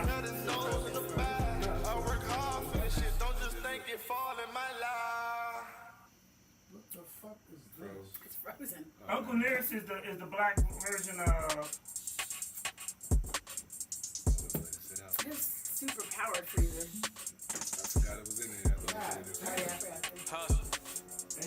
And what you got? Yellow wine? Nah, don't worry about that. Ain't mine. Leave the wine alone. Wine is for the women. The liquor is for the niggas. Jay will fuck you up. You mess with her wine. You said who? Jay will fuck you up. You mess with her wine. You catch me in traffic, catch me with the clean. All I gotta do is Not too many niggas that fell to the streets. All I gotta do is Catch me in the cut and they shoot for free. You played and you laid y'all and put them to sleep. I be in the Travis and too many P's. When we crush it, we make it look easy. I told them turn up, they ain't believe. Got murder, so it turned me into a demon. One bitch don't give me a reason. Yo, bitch, she fuck with the team. I told her I put her in Brandon Saline. Walk out the trap dirty, but I'm looking clean. Walk out the trap and I'm sipping on dirt. Nigga talk down, then I'm throwing them dirt. We got the clips, put one in your shirt. Dropping them backs in the hood out the earth. Calling my man, I don't know that they serve. You need to purchase. I'll pass in the middle real quick. You some shit on the block, man, they needed my shirt. Stand on your block, I got 2 Glocks. That's what you got turkey. Did it on purpose. That nigga I knew you was gonna get you one. I saw you make turkey. you ain't really working. I put the work and I'm trying to get perfect. If he ain't working, that nigga, he worthless. I'm off the pack, so I'm high off the surface. That boy here acting, I'm closing the curtain. I'm fucking this bitch, I just pulled up a burger. He bought a Birkin, I ain't Like I said, when the last three ain't no leaving, bitch, we in this shit to the end. And I feel like true when I'm spinning the bit. And we'll hit shit and we starting the trip. We gon' keep on spinning again and again. Again and again, and I'm in it to win. God damn. I got a zone on the 2nd, the 3rd, the 6th. I gotta go to Richmond on the 6th. Y'all should pull up. Just want to let you know. No, I'll be in the air on the 7th. Oh, you know, he said I will be in the I love it. I studied during lunch so I could further my career. Can you do it? I earned a degree. He needs a fork. Yeah, you need a fork. So you need to Can walk you- it. So can you do it again? We're back live on the air. You need a fork, and you need to walk your ass over there with a fork saw. This is how Anybody we that knows, so real talk, anybody that knows me, the first time you come to my house, you are probably a guest. The second time, you're a guest. When you come the 3rd or the 4th, nigga, I am not moving out my seat for shit. I will point where the bathroom is. I will point. Nigga, I keep paper cups and paper plates. That's all right there. Cause I don't wash dishes. I like, I ain't doing that shit. No, that one on top. No, it's right there. Nigga, get the plastic shit right up there. My bad, I You forgot. trying to put me to work. Hey, man. See, I'm gonna start charging niggas. You know what? Hey, yo, King. Nigga, I keep that shit. Nigga, we grill. We was grilling every fucking week. You think I'm washing dishes every fucking week? See, you No. know, see this what happened when you bring domesticated food. This is why I grill. This is what happened when you bring domesticated food. Motherfuckers need forks, need knives, they need Forks, napkins and knives, shit. life rafts, Nah, man, life jackets. grab a You know- burger and So a what you napkin saying, and you sit don't want down. me to cook no more? Nah, I'm just saying things get complicated. Shout out to Christine. Nah, I appreciate it. It was unexpected. It was greatly appreciated. It was very yummy. But Kenny was great. It was done with turkey, Yeah. ground turkey, and turkey slices. But some of our guests don't know how to deal with plates and utensils and But such. So, you some know. of our guests are looking for hospitality. They're looking for hospitality from me. I don't have that shit. We It's let not you in my the, soul. We let you in the building. That's the most hospitable we getting. All right. You're talking to a person who, man, one day this motherfucker came in, he said, y'all got any H2O? And me and CP3 was like, huh? Something called TAP, nigga. Tap water, nigga. You go get a red cup and go hit the tap, nigga. We don't do that around here. He was lucky because we actually had some water that day, but that was a rare occasion. He would have to go hit the water hose out front like old school. You know the first couple of showers we didn't keep no water, dog. we like, you want water? Water. We looking at each other like, did this nigga say water? We got water to flush the toilet with. What you need water for? You trying to take a shower or something? You know this at the bar radio, It's right, at the nigga? bar. This ain't at the water park, man. This at the bar, my nigga. It's at the bar. Nigga, we came to drink and talk. You want to take a bath? What you want water? You want to take a bath? What's going on? Like, it's in the title, dog. It's in the title. It's in the title. You want man. water, you bring it yourself. Yeah, you know. BYOW. Bring your own water. Bring your own water. Bring your own water, man. And that's our PSA for our future guests. So future guests, if you want water, you have a 80-20% chance that the water's not going to be here. Or you gonna drink some TAP, baby. Hope you ain't got a problem with that. Or bring a Brita filter with you. You can Yeah, drink all the water you yeah. want, nigga. Stop at Tarjay on your way and get you a Brita filter. It's a Walmart around the corner. It's a Walmart around the corner, 7-Eleven across the street. Real talk. Nigga said he wants some water. Water. You might Jesus should have and Pop a Molly on sweat, nigga. What's some water? Think What? Jesus gonna turn into wine for you, nigga? We ain't doing that over here. 151 was impressed when I came the first time I brought size. Yeah, we had size for the That first was the first. We didn't know what that shit was. We was all looking at all like, what did we do with that? You had size. Size. Oh shit. I ain't seen those since a real cookout. Like I ain't got no room on my plate for that. We had nigga cookouts. We had steak on top of steak. Steak, burgers, dogs, chicken, fish, all the major meat groups. Other than Like, that, dog, I really probably gained like 20 pounds, like fucking with CP3. I was like, hey man, I was like, damn, when I get this heavy? man, gotta eat good, man. Live good, eat good, baby. Girls was like, damn, your stomach big. I was like, that's okay. Your boyfriend's broke. So. Hey. Yeah, I tell them all. Yeah, I got a keg. I got a 6-pack underneath of this keg, baby. Check it out. We all got 6-packs just underneath of my keg. I said my 6-pack said Corona. Yeah.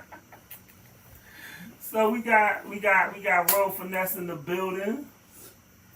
What's happening? If you don't pull that mic to each, I hate when these cool dudes come over here and they want to try to talk all sexy and what happened, voice all low and shit. You know he got his chicks tuning in. He told them tune in. You know. Try not to be too loud, and then he told me I need to pull the mic in. Hey man, all right. We a couple drinks in, baby. How y'all feeling?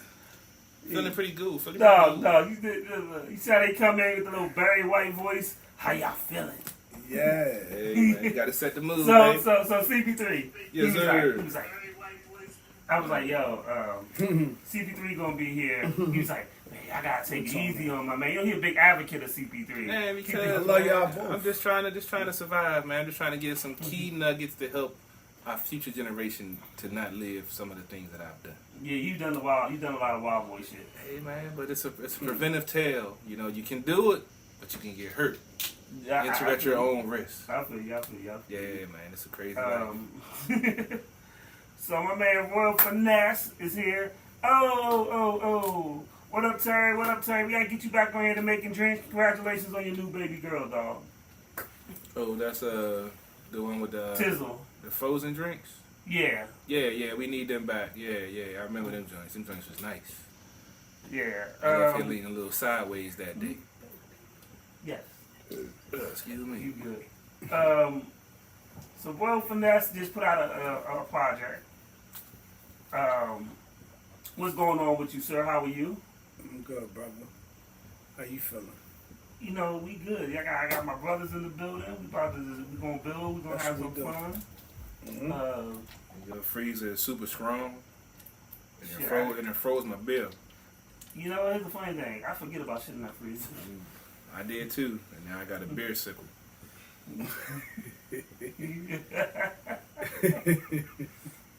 Oh, well, you know, you always drink more liquor. Why is the black people freezer be so strong?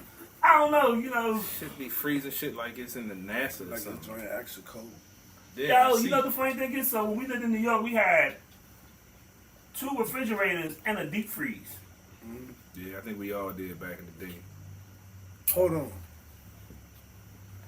Did your folks have a joint with the tray? Oh yeah, we all Pull had up the on tray. the- Yeah, on with the the tray, ice joint. with Yeah, the sickle. yeah, we old school, That's man. official. That's yeah. official. I don't think a lot of them know about No, that. they don't, man. They looking Don't like know. us be crazy right now. They only know how to push the joint in the ice maker and wait for that shit to come out. They don't know about the old school having to make your own ice. Niggas like, what? So, absolutely. Let's talk. World Finesse is in the building. What's happening? Salute to my brother. He's been doing his thing. Just put an album out. He's also doing photography and videography as well. We always want to give people their flowers while they're here. And he's been a good supporter. He's been a great supporter of At the Bar. So we appreciate that. He's also helped us book plenty of, guests to come through. BDR and Street Garvey came through because of him. He also booked his cousin who actually created her own high designer handbag, which I thought was really dope. And stuff like that. He's a very big advocate of black-owned businesses and supporting black-owned businesses. He goes out to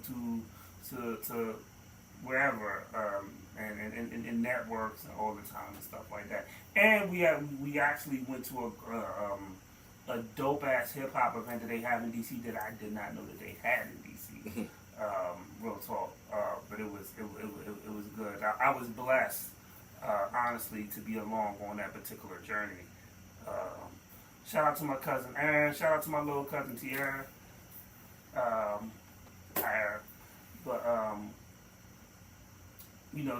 This is my man. We go way back. We actually met at Bob's Furniture. When I was working at Bob's Furniture. Wow. Wow. You talking about sales. And sales. I met him, like, everybody, and people that know me know that I don't fuck with everybody, like, and I think one of the things when I first got to Bob's Furniture,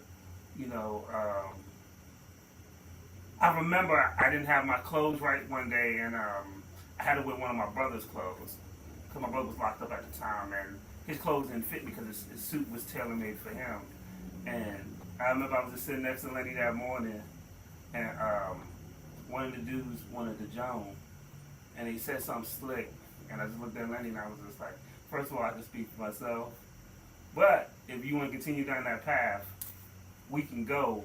One of us is going to be offended by the end of this day. I can guarantee you who's not going to be offended. Indeed. And then dude bowed his head, and me and dude became good friends afterwards, but he bowed his head and he knew because I was going to fry his ass. Lenny knew. Lenny can tell you I was quiet, but if you say something, we do that. Yeah. Lenny. So there was a dude that we had this motherfucker was big as shit. It was wrestler size. I had to calm Lenny down. I don't know what the hell they was arguing about. Shout out to the Yogi. Shout out to Yogi. I love Yogi. I don't know where I came back from. Maybe I came back from Chick-fil-A. All I know, I was in the back or something. They arguing on the floor, and Yogi's a big ass dude. Yogi, 2 of y'all put together. And Lenny arguing him down toe to toe, just going at it. I love Yogi. But after the argument, he went to Yogi and he expressed his love for him. Like, yo, you still my dog. Yeah, it was a disagreement, but you still my dog. And Lenny was always a dude that, like, when I was there, we bonded on some building shit and on some real stuff. Because commission is a cutthroat business. You know that because you worked in the car dealership. And when we worked at Bob's, I did that too. Yep. When we worked at Bob's, it was very cutthroat. The same niggas that be cool with you. If you turn your back to go do something or have to use the bathroom, they be up on your customer real quick. Oh, I ain't see you talking to them. Am I lying? Indeed. Oh, nah. So, that's how it is. But Lenny, we bonded because he was genuine. And you know, that was before we started talking about other things like music and shit like that, the podcast and stuff like that. But we bonded because he was genuine. You know, you give people their flowers while they're here. You know, that's why one of the reasons we saluted you, CP3, at the beginning of the show for getting your license, being that for New York Life, being that good old insurance broker. Yes, sir. So we definitely, you know, we salute, you know, Lenny for his realness and his accomplishments as well. Yes, sir. My man. That's a fact. Oh, we about to start selling some insurance, making some money, baby. Oh, for sure. Oh boy, I'm feeling nice over here, man. I ain't had 17 in a while. I'm feeling real good right now. I'm glad you enjoy it. Yeah, I'm glad man, you appreciate enjoy it. that, brother. I'm gonna be nice because I was about to send a message out to somebody, but I know they're not on my page, so they can't really see it. But I might find this page and send them a message. Yeah, sometimes you just gotta tag them in, bro. Oh, if I could, I would. Sometimes you just gotta tag them in. I'm so petty. I would send that person a friend request so we could be cool. So then I would just tag them in my show so he could hear me talk the shit about it. Yeah, that's the type of shit I do. Because why not? I hate when people that aren't father to their children, and they're saying shit about my nephew. So, you know. What? We deal with that later, off air. But that's my fan. No, different nephew, little baby nephew. Well, he ain't a baby, he's 10. My 10-year-old nephew. But it's some things that I'm not going to talk about because it's going to make it very personal. And then if I know I talk about it here, then I'm just going to be like, yo, call my sister. You get that nigga phone number? Respect. Yo. Yeah, for sure. You already know how we do. You know. Respect. So. But they let them go through my security check right now. Yeah, my thing, mine's been processed and it's in circulation right now. Yeah. So. I just put mine in on Friday. Yeah, so let's talk music, gentlemen. Let's go. So you just dropped the album. What's the name of the damn album, sir? Uncut Gems. Why'd you name it that? Well, actually, I didn't name it. I went through the process with my brother, Andrew Jackson, as the artist. And it just... it kind of... It's a weird story. Well, I mean, if you want me to go through that, that's what the podcast we could go through that. We can go through that. All right, so I'll explain it. So Judah Beats, that's my man, right? Judah, I've been around Judah for, I don't know, over 20 years. Met him actually through my cousin, who was part of the View Entertainment, and Ori, BDR, that's family, cousin as well. So, it just, I don't know. I was just around greatness all that time. And yeah, he taught me some things. I had a Emu MP7, and he taught me how to work that thing. And of course, you know, I'm all by ear, so I played by ear, made some things, and they popped. But I don't know. I think DC at the time, I don't know. It was weird. It was kind of weird. Like we had something popping at some time at one point, and it just. I don't know. Wale picked it up. He picked it up. Well, we can talk about that because we can say he picked it up, and I can say he fumbled. We can say that too. Because DC at one point was supposed to be the next thing to bubble. Yeah, it was supposed to be it was supposed to actually bubble before Atlanta. That's true. That's true. I can agree with you on that. Never gonna happen. It was supposed to though, because at one point DC. You said it's never gonna happen. Nah, I can't say that. No. But let me finish. Let me finish though. You're right about that, but let me finish. No, I won't say when it never. I think it will happen. It'll happen this time around. I don't think so, but I'm gonna explain why. Okay. So DC, at one point in DC, we had BET here. True. We had the BET soundstage here. we had a That's lot a of fact. shit popping in DC. I remember DC had open mics, bar none, all this other stuff. DC was considered a huge hip hop area at one point. You're right. The division of DC caused it not to bubble.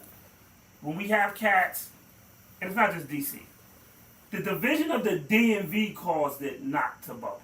Because when you have cats that, we be like, oh, you part of the DMV, and they be like, I'm strictly from Maryland. So now you've alienated your DC fans, and now you're alienated your Virginia fans. That's a fact. And I've had people say that on the show, and I'd be like, you're an idiot. You know, when people do that, and the division of stuff, when we're more obsessed with claiming blocks and this and instead of pushing the situation forward.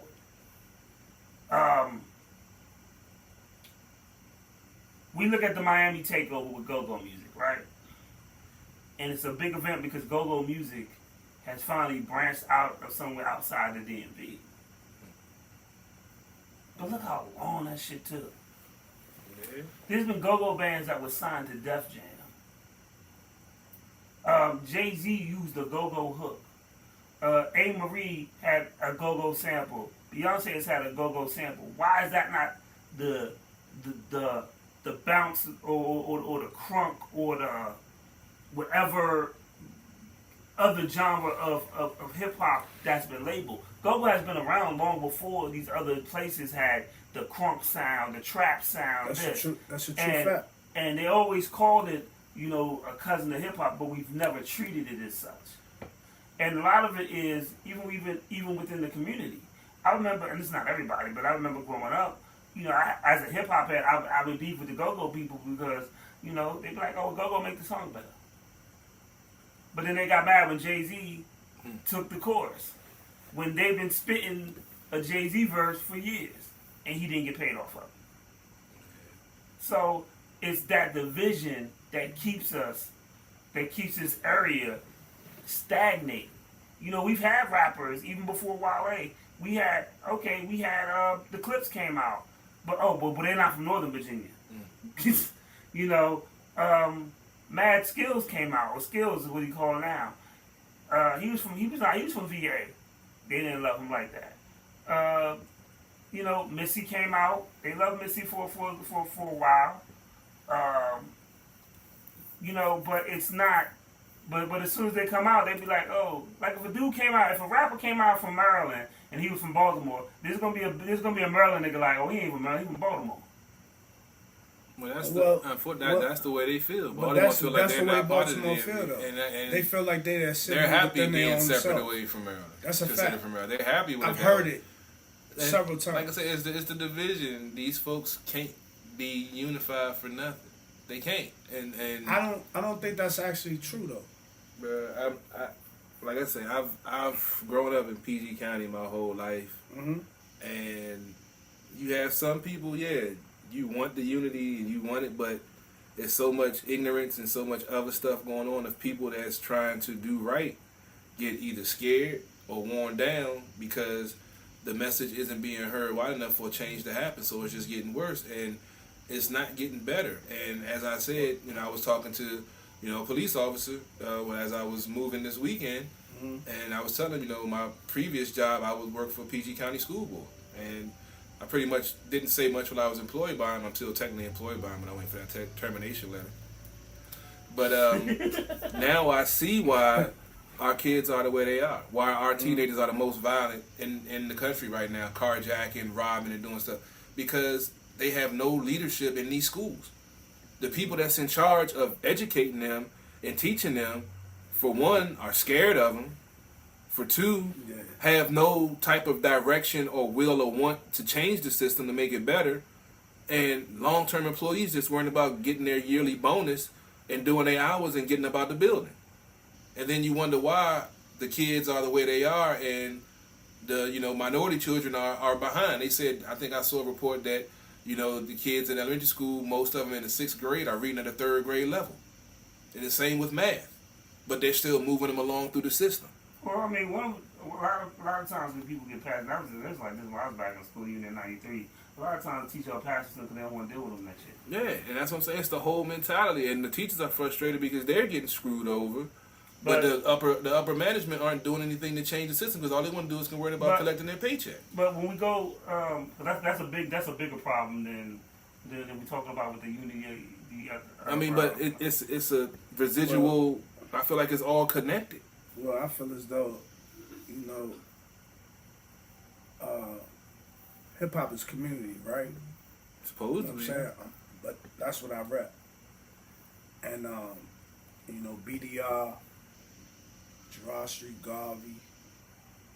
There's a lot of people in the DMV that's underground that do that, but they're not being recognized for that. And at the same time, people need to come out. You gotta be in the streets to see what's going on. It's a lot of activity going on. But you have to be involved to see what's going on. And it's really so prime example. BDR from Southside, he from the farms. Gerard Street Garvey from Uptown. That's supposed to happen? I mean, it's fortunate. I remember when they came through and we spoke about it. Right. So at the end of the day, that wasn't supposed to happen, but it did. Mm-hmm. Uptown XO. Shout out to Uptown. This right here, this Uptown right here. Washingtonian, you know what I mean? But at the end of the day, like, it's all on what we do. You know what I mean? We the ones that set the trend. We the corporate. Look at it now. Who run anything? We run the corporate, right? Hip hop run corporate, right? That's a fair statement, right? I disagree with that statement. You don't think that's true? I think corporate runs hip hop. I don't think that's true. I think it is. Because now you look at the platform because let me explain why though. Corporate runs hip hop because when hip hop got corporate, it changed the music. Just look at this stuff that we supposedly You talking about, but look at it now though. I mean, it's more money in it, but it's not better. To me, it's similar to the NBA. NBA. But who's it's paying more for, money in it, but the who's paying quality for the content now? They are. Yeah, but it's still, but the content content isn't quality. That's how I feel about the NBA. Yeah, they're making buku money, but the content is some. But you got to look at it as a bigger spectrum. Don't look at it as just on that platform. Look at it as now we can control the narrative. Yeah, but what the narrative? What's the narrative they're putting out there? The majority of them, there's nothing positive, and it's garbage music. But because that's all the masses are confused. It'll always fade out. But it's not making hip hop better. It doesn't fade out. It changes. That's the thing about hip hop, and that's why I understand about music that like music will change, and sometimes it may just because it changes doesn't mean it's for the better. Exactly, that's the problem. I think change is something like it can elevate, but it may elevate worse. I feel as though when it comes to hip hop, I feel as though they kind of like a lot of people put a lot of genre of music in the hip hop, and they don't qualify. I mean, hip hop is the only. If that makes sense. Well, hip hop is the only music that can really accept any genre, and you can make it into hip hop. You can take a country song, flip the sample, make it into a hip hop beat. That's a fact. You can take a R&B song, flip it, even with an R&B singer. If you rap on it, it's a hip hop song. That's true. You know, you can take the fucking Backstreet Boys and throw in the head, put Ludacris on it. Okay, now hip hop artists like that shit. You know, but what is y'all best ever? Let me finish though. I apologize. Justin Timberlake, when he was with the Backstreet Boys, everybody shit was pop, right? Mm-hmm. But then when you put him with Timberland, you get Cry Me a River, you get something different. Mm-hmm. I get you. You know, for me, the best era of hip hop.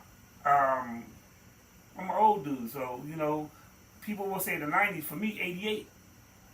You know, when I got Paid in Full came out '86.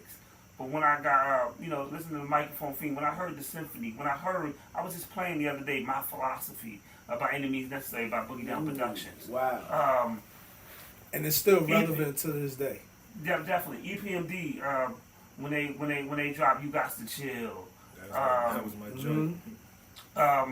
That era of hip hop because everybody was different. Then the following year from that '88 to like around that '89, joint. We got 90 by Nature. Then we got shit. Even the '88. I can't forget Light as a Rock, man. Come on, man. Paper Thin. Oh, with the Jettas. Oh my God, doing the video on the train. That's a fact. MC Light, one of the best female spitters out there, straight from Brooklyn. But the music itself was so different.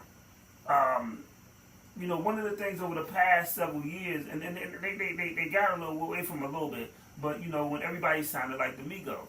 During '88, no one sounded like each other. No. Rakim is Rakim, Kane is Kane, Boogie Down Production is Boogie Down Production. Don't believe the hype. Oh my God, Public Enemy had a movement. Not even a rap career. We talking a movement. Yes. I was part of that. One of the most powerful songs ever is Fight the Power. Absolutely. For me, that particularly, from '88 to probably '90, had some of the greatest hip hop, ever played. '88 maybe to '90, '92, '93. Because like around '92, '93, I just put up a post on Facebook talking about the Who's the Man soundtrack. Why a streaming service? Why don't you have Who's the Man on that? Man. And here's the thing about the Who's the Man soundtrack. Yes.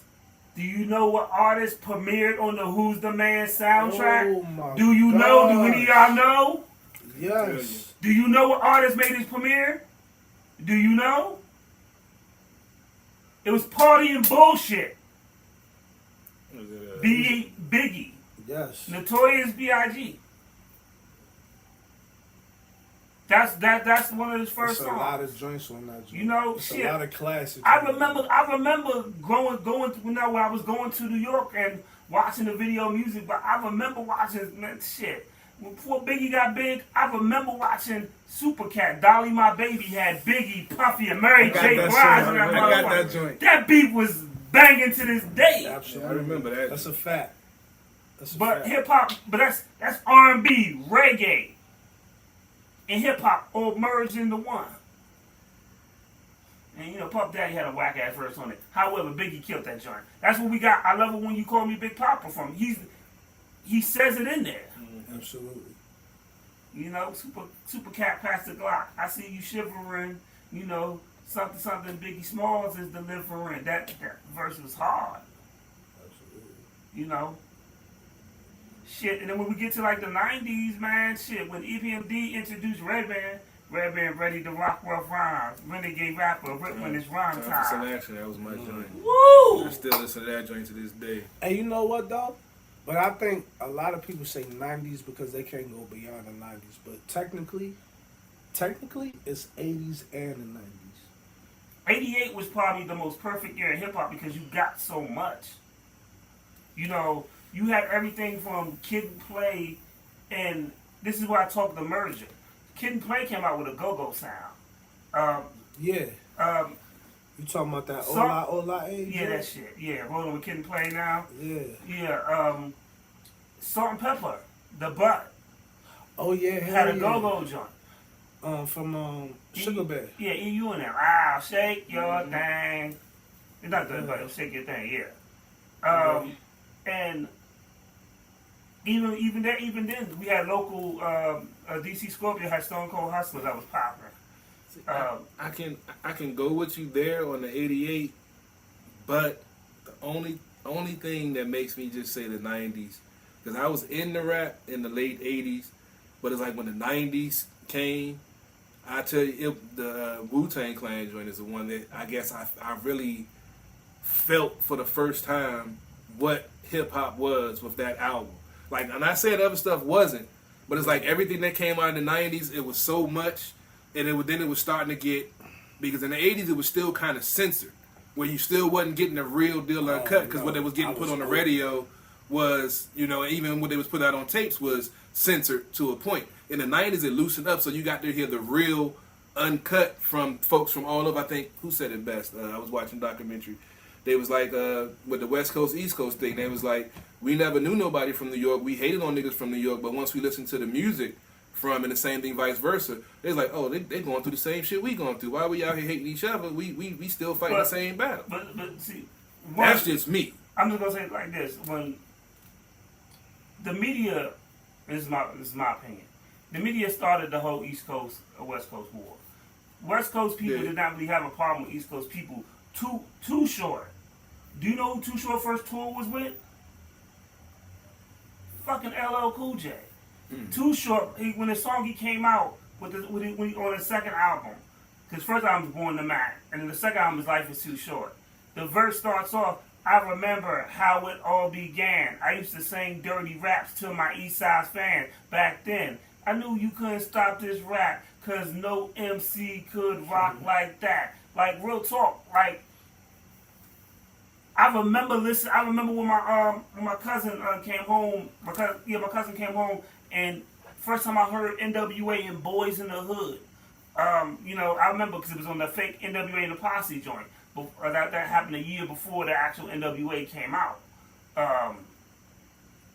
There were plenty of people that hip hop brought together a lot of communities. The narrative is that they make you think that there was this. The whole East and West Coast beef was created by the media.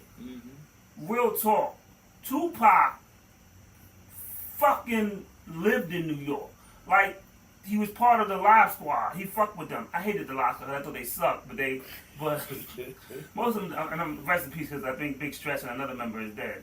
But he fucked with the Live Squad. Him and Tretch were real good. Real good homies and real good friends. You know, Tretch from Naughty by Nature, who had a different side that no one can emulate to this day. Tupac went to school in fucking Baltimore. Like, he was East Coast more. He made, people get it so twisted when they hear California and they be think, oh yeah, Pac was West Coast. That nigga was just as much on the East Coast as if he was on the West Coast. You know, yeah, he came out with Digital Underground, but the reason why he got shot up in the studio was because he was doing shit on the East Coast. Biggie used to sleep on his couch. What do you think Biggie was? If Biggie was sleeping on his couch, what do you think Biggie was sleeping at? If he a broke nigga from Brooklyn, you think he got money to get to Cali? Nah, that means Pac had a crib on the East Coast. When Pac cooked the rape charge, where was it at? On the East Coast. When Pac got shot, where was it at? It was on the East Coast. The reason why was because he was on the East Coast. The media created the division, and they tell you that. So when they try to make it seem like, and it's the God's honest truth. So when they try to make it seem like an East Coast nigga wasn't selling records, to sell 500,000 records, that's to go gold. You can't tell me niggas on the West Coast weren't buying it. If NWA went platinum, you can't tell me niggas on the East Coast wasn't buying NWA records. Because when we talk the numbers, platinum in 1 million people. When we talk the numbers, there's East Coast numbers in there. But the narrative that people paint the picture of, there was this great division in hip-hop. The division came because the media couldn't control hip-hop, and that was the best way to do it. Point blank. There was a lot of unity. A lot of East Coast niggas and a lot of West Coast niggas were going tour together. Here's the God's honest truth. America's Most Wanted is produced by the Bomb Squad. That's Public Enemy. It's a fact. Long before we had Bow Down in the G-Funk era, if you listen to it, it's the same shit that they produced off of Ice Cube's first album. No bullshit. After that, listen to Ice Cube's first album, and then go listen to The Chronic. Where do you think the inspiration came from?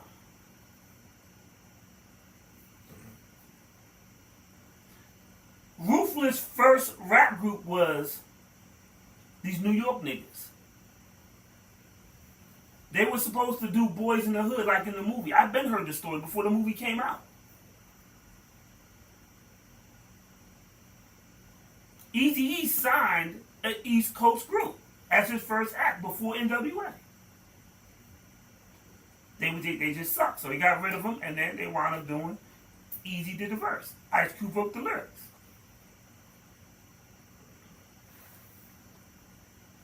So, like I said, when the media will put up this great division of hip-hop, and people, when you've been around here long enough, like I'm about to be 49, I've been around here long enough. I know that great division is a lie. Is there some division in hip hop? Absolutely. But when people make it seem like hip hop broke down because of the East and West Coast beef, it's really not because of that. It's because the media perpetrated that, and that's the propaganda they put. I remember going into Associates, used to be called Mets on Farmers Boulevard. There's a picture on the Vibe magazine, and it had Tupac in it, and it said Trial by Fire. And that's them igniting the beef. But that's my opinion. That's what I feel about that. Man, it's crazy. Like I said, that whole West Coast, East Coast shit, I never really adopted to it. I listen to music, I enjoy it, and I keep it at that. Because good music is always going to speak to you. Yeah, so, I don't know, man. All this beef about anything is nonsense. It's mostly just to, like you say, make money. It is, definitely. Because here's the thing. There's no profit in peace. But when we make money, it's profit in war. When we go against each other, it's profit in that. If we can keep you divided, it's profit in that. Yep. You know? I guess I'm gonna go against the grain on that because I ain't with that. I want to build. I don't want to destroy. Exactly. You know, and a lot of the brothers that we rock with, that's what we do. We build. We don't destroy. But that's the thing. It's still a foundation of full building. Absolutely. And most people forget about that. Like, it's still a foundation for brotherhood. It's still a foundation for creators and creating this stuff. Absolutely. You know, that's what this platform is built on. It's a foundation of these things. Absolutely. You know, Sports on the Hill is a foundation of different people all together that know sports. That may not on a regular basis sit in the same room with each other. Mm-hmm. You know, when you look at CP3, you see the super thug. When you look at Robbie, you see the super nerd. What the fuck are they doing together? Yeah. Not a first wonder that. I did when I first met him. What the fuck is this? I'll be honest. I integrated True Radio. I brought the first white Jewish person into the network. Yes, you did. You did. GOP always joked about that. Like, you integrated True Radio. You brought in the first white Jewish guy. And then we got Dan. Salute to Dan. Yeah, Sith Lord always chiming in, helping out. Good dude. Yeah. He a little crazy, but we all are. But if it wasn't for his craziness, we wouldn't deal with him. True that. Oh man, I think it's about that time we get ready to wrap this thing up, baby. It's been a long weekend for me. Yes, sir. So, tell us about your project, dog. Yeah, what's going on? So I got Andrew Jackson. Actually, like I said, we met him through Judah. It turned into something. It started off from Judah putting out a LP. I went on Bandcamp and I listened to it. It was called Testers. And I like this, right? You know, Judah said something about it and put it on IG. And I liked it. And I said something to him. He was like, yeah, say something to the artist. So I said something to the artist. Next thing you know, we conversed. And then one thing led to another, and then we had a project. So there you have the Uncut Gems. Andrew Jackson. He the one that basically named the album. You know what I mean? He said it was a classic. So that's what he ran with. How do you feel about the project? It's a classic. First of all, I love it. Nigga ain't trying to be cool. He's sitting all the way back like Nah, with man, a star, cool pride. I mean, I love it. I mean, you know, I went with the flow. I didn't go against the grain. Like I told you, you know, I build. So I went off of his feeling. You know what I mean? What he felt. All right. You know I got fuck with you. I love you too. So what? What did you look for when you were making this album? Like I told you, I actually didn't do anything. It just came. I didn't push it. It just came. I just went off a feeling. And like I said, he reciprocated everything that I needed. And he just, after he'd do one track, he'd say, send another one. So I sent him another one. You know what I mean? A lot of those, some of them tracks, that's on there, about 20 years, 15, some of them 20, some of them 15 years old. So they classic, they exactly what he said, it's a classic tape. You know, Uncut Gems. So I ain't had no argument. I just went with everything he said, and we flowed off of that. Okay, so we about to play these 3 joints. You got Never There, Gremlins, and then the last one is a special joint, Spoils of War featuring Tragedy. The Intelligent Hoodlum, right? Absolutely. Yes, sir. Mr. Impeach the President. Yes, indeed. Yes, indeed. The one who you wouldn't know nothing about Capone and Noriega if it wasn't for him.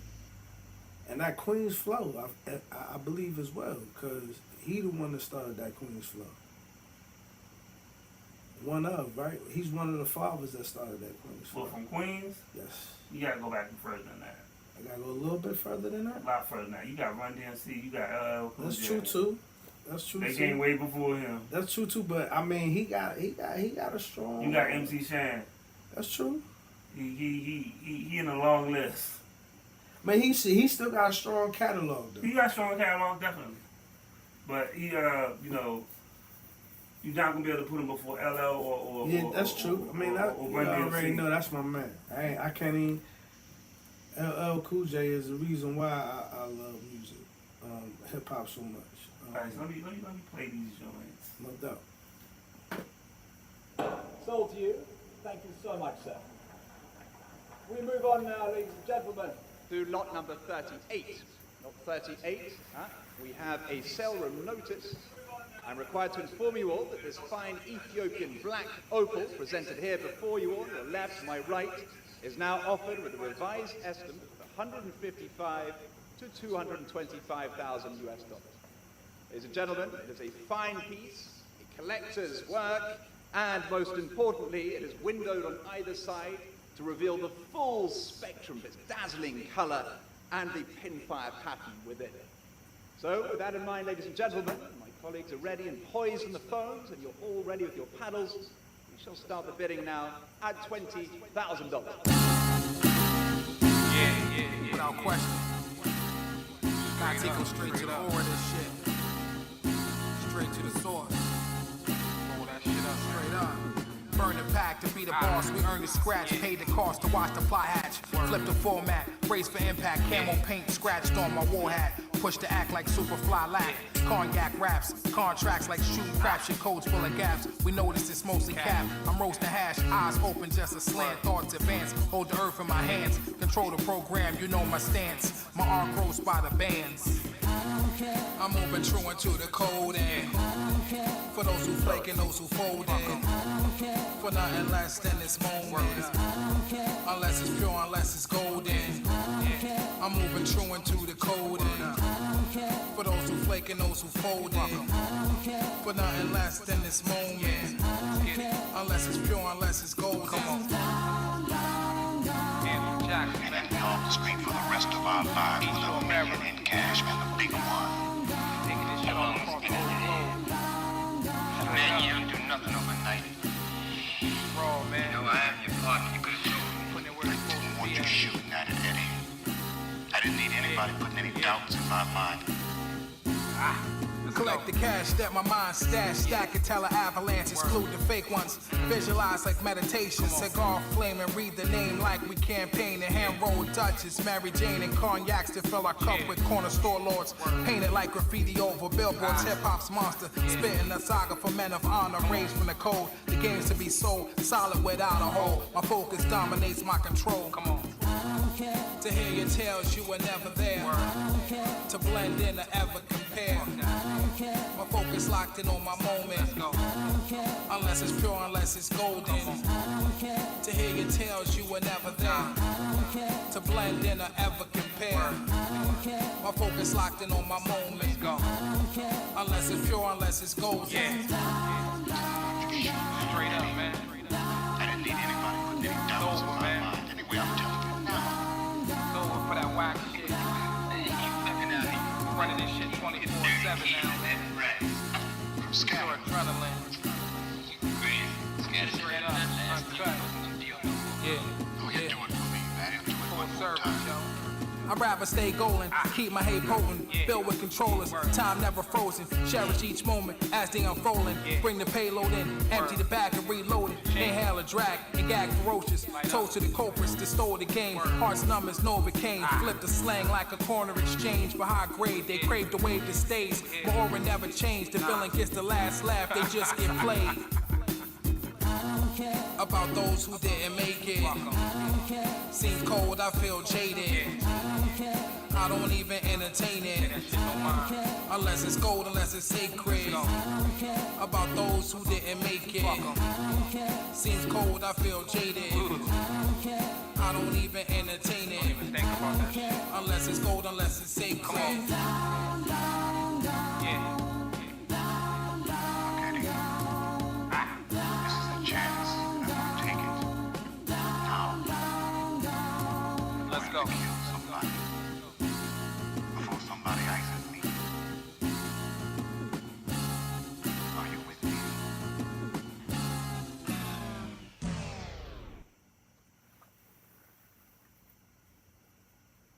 Yo, King, you gotta chill though. Can't be wild, you know.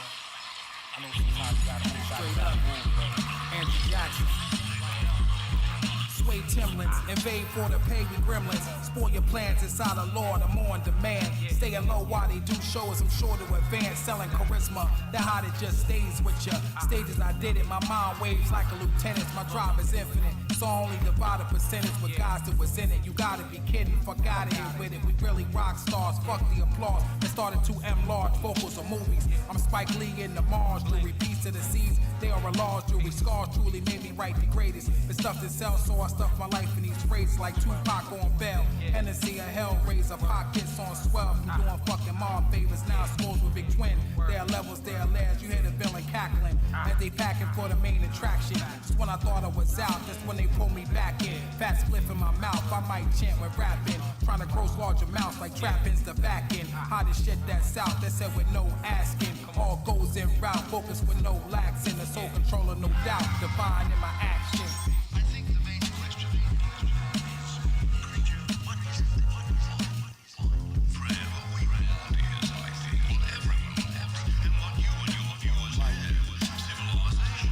Good living come with the money evils. You wasn't hungry, you was bummy if you let a dummy lead you. Niggas thought they stole the show.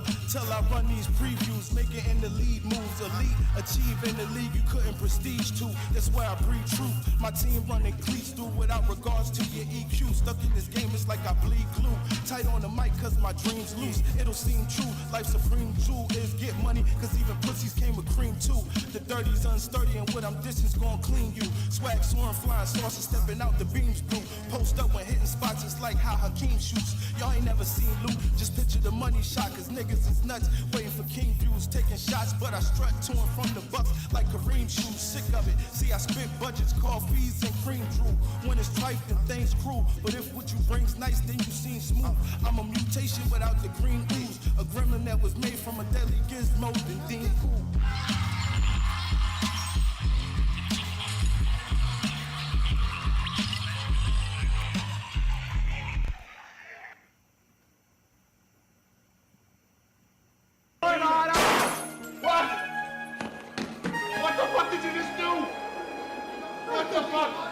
Stay right there. Stay right fucking there.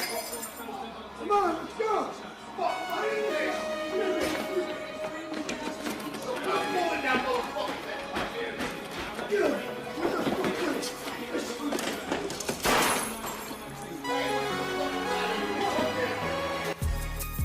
yo.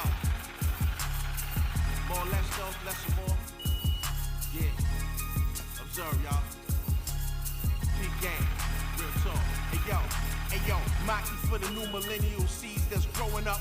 Parents stuck, all out of touch, nobody showing them the best example. For example, media dictate what you can and can't do, and can't advance to. Brown skin, they don't understand you, wanna command you back. Knowledge how you make the product, but don't got ownership. You flow with it, so long term, you don't control the shit. Your pockets hit, now you at the table begging for a drip. How you a boss if you still a worker? How the fuck you enforcing something when you ain't got a part in the merger? Time to mobile up, focus up, get your mind right. Lot of us moving in blind sight. But yo, here's a bracelet. I've been through myself and had to face it. Get your biz right and get it tight. It's only right. Get your feet up off the ground. Yo, get up in the air and take flight.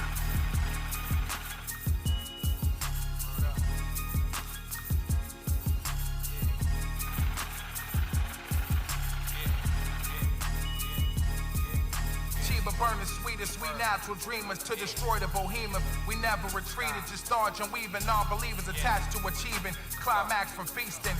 The rewards for the pain endured to see the dream secured. And the furthermore is when we up the score. When it rains it pours, hydroplaning in the four-door like high cloud on tracks. Game supplied by Max, too detached unless it stacks. I painted black, rolling stone like Mick Jag. Smelling through the bag, haunted by my past. Still I advance, squeeze my life when I recite until the mic jams. Drop it, then I'm ghost. The crowd screaming at the shows, counted up in my zone. We up like Lamborghini doors, reap the reward, the spoils of war.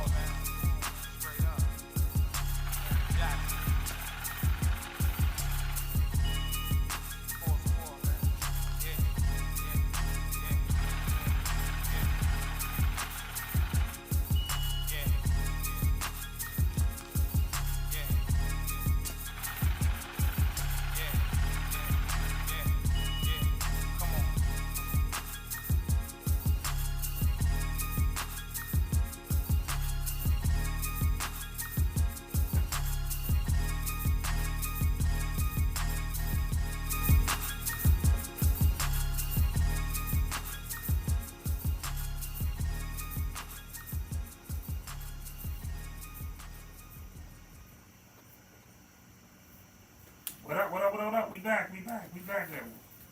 So, it's a good classic boom bap feel. I can see why you part of the project. The only question I ask is what's next? All I like to say is stay tuned. There's some stuff coming though. I got a few projects I'm working on with a lot of people. So you said some of the beats on it you gave them were 20 years old?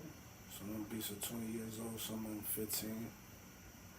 All of them beats they got some time on. Okay. Definitely with some nice tracks, nice chill joints. I definitely could get the feel of, like you say, classic hip hop. Something you can clean your gun to? That's what you want to say? Yeah, something I can clean my gun to and load the clip with latex gloves on with. Yeah, you're right. See? Yeah, the joint had a nice feel to it, nice flow. Like I said, all the tracks was, some nice mellow beats, so it's definitely some good riding music. I would say if I did have a criticism, it'd be he didn't really do any choruses on that joint. Got you. But then again, I mean, I'm not gonna lie. When I was rapping, I was raw. No, I was lazy. If I was like, yo, put that melody in, we could use that as a chorus, or if I ain't really had to write the chorus, then I wouldn't. But if I had to write a chorus, I could, you know. But sometimes it's just the element of hip hop. Sometimes you just, you just want to spit, you spit. So,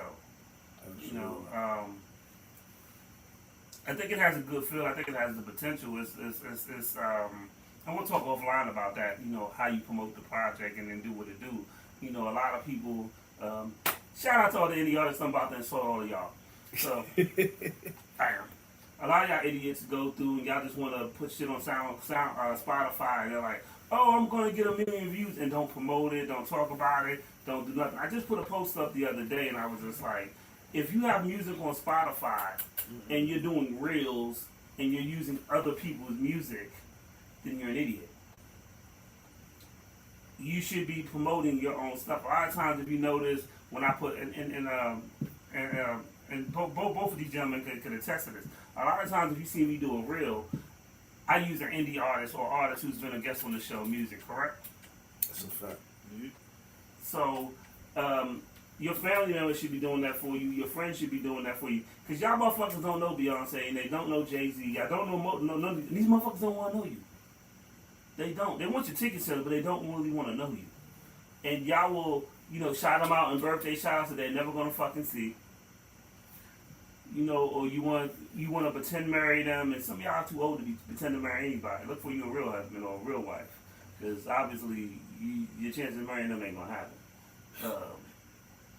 But y'all do all this stuff and you don't support the people that are around you to do. That's the biggest crime. What you got, CP3?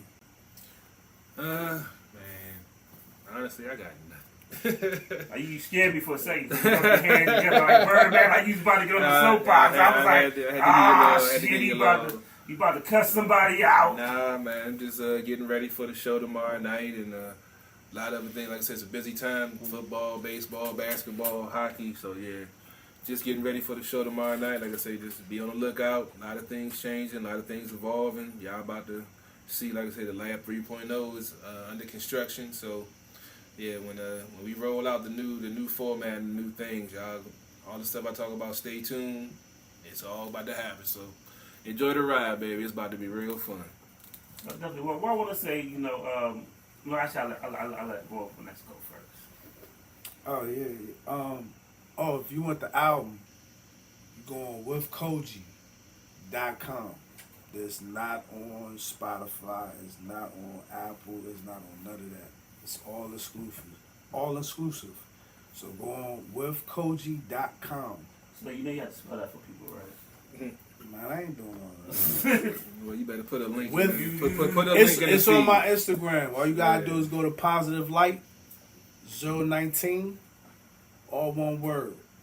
Positive Light 019. So you have different Instagram pages, right? Yeah, and then I got IQ shots for I need photos. you to put them on all your Instagram pages. It's actually on both of them. Okay, cool. It's actually on both of them. You're right. But you go on IQ Shots. It's on there as well, as far as photos. But if you're looking for photos, videos, holler at me. I pull up. Not for free.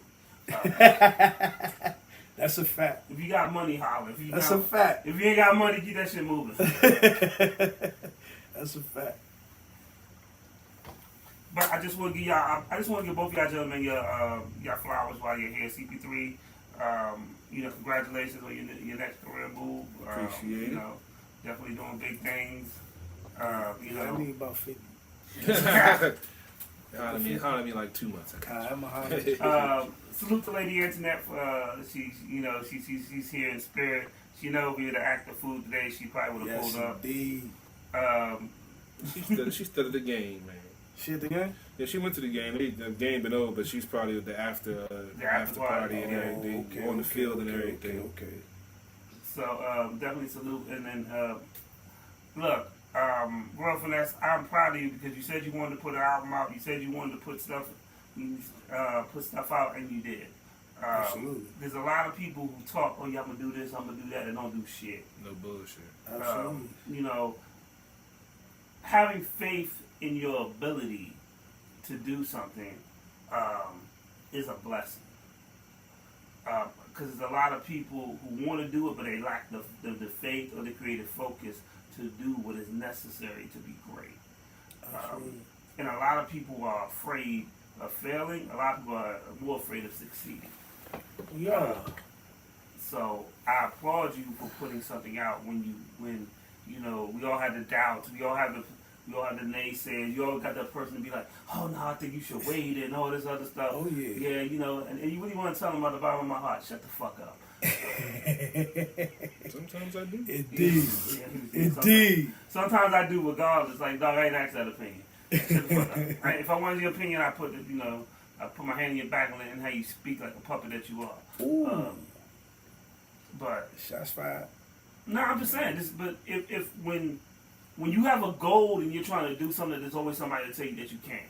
Absolutely. And they'll call it, and they'll disguise themselves as family, friends, or your man, or whoever. They'll be like, "Oh, well, you shouldn't do that." Like I'm sure there's somebody that be like, oh, well, CP3, why you want to leave the school system? Yeah, I did. Yeah. Instead of saying, are you happy? Right. Is that what you want to do? You want? Okay, Right. I'm going to rock with you. Right. You know, boom. You feel like you want to do something different? I'm gonna rock with you. I'm gonna encourage you to be your cheerleader. There's always gonna be somebody that's going to. Why you do that podcast at home? Man, you should do. Shut the fuck up. You just can't be afraid to tell people to shut the fuck up. That's my mom. I should tell her all the time. Well, I think I'm over that mark. I don't. You know, people tell me all the time. You know, oh man, you got that type of camera. I wouldn't have got it. Well, guess what? It's not your money. Shut the fuck up. I'm glad you didn't, because I bought the motherfucker. Yeah, absolutely. Absolutely, I took the risk. You're like, I was like, my camera works. Let me find your baby mama so I can take pictures. You said you won't be ignorant. Hey, shots fired. Hey, she's fired. Don't smoke the I probably already got pictures. Shit. You see, that's because you credit. You did it off the iPhone. Hey, them live action pictures come in handy, baby. See, let's not even go down that rabbit hole. We're about to end the show. We're not even gonna go down that rabbit hole. Hey, he was being decent all damn day, and I knew he was gonna say something crazy. Saying, man. I told you I was trying to be quiet, man, but hey, man. I just knew your ass was gonna say something crazy, dog. Hey, man. They do come in handy though. But big salute to both y'all gentlemen, man. Look, keep doing what you gotta do. We need more positive people in the world. We need more positive black men that show people that it can be done. Absolutely. Because we get told all the time what can't be done. Yeah. Oh. You know, I don't care about all that. You know, one day I'll sit here and I'll tell everybody my particular story. It ain't today though, so stay tuned. That's a fact. Yeah, we about to get about it. Yeah, we about to roll. I don't feel like doing all that shit right now. Yeah, you already know I need. I'll let you. But we, you know, when you see black people that had the will to do it, you gotta salute that. When you see people who are unafraid to put stuff out, you gotta salute that. Yeah. You know, salute CP3 built. He built the network that ran for 6 months without him physically being there. That's that's an accomplishment in itself. So that's funny because when CP3 thinks about when prior to his making this move, he used to tell me I could never be a manager. You don't realize he was managing 6 motherfuckers on a different network all the time. True. That's all I do is tell people, yo, here, you go here. Right. I play chess all day. Absolutely. I ain't never pick up a chessboard. I play chess. I put a motherfucker there, put a motherfucker there, and a motherfucker there. All day long. That's my job, really. And then I walk around to make sure the motherfucker I put there is doing that, and the motherfucker I put there is doing that. That's literally all I do all day. Absolutely. Yeah. Smile away. Hey, how you doing? You need any help? No, good. Yeah. Peace. Pretty much. You breathing cool. You ain't killed nobody back. We good. We're gonna have a good day at work. Right. You know? But Right. you know, CP3 doesn't realize. Sometimes I think as black men, we tend not to realize our accomplishments. I do the same thing. You had to check me the other day. Of course, that's my job. I check everybody. Yeah, but I ain't know how to take it though. When my man tried to give me $100, it was like, this your money. All cause I said, you know what I'm saying, have a blessed day.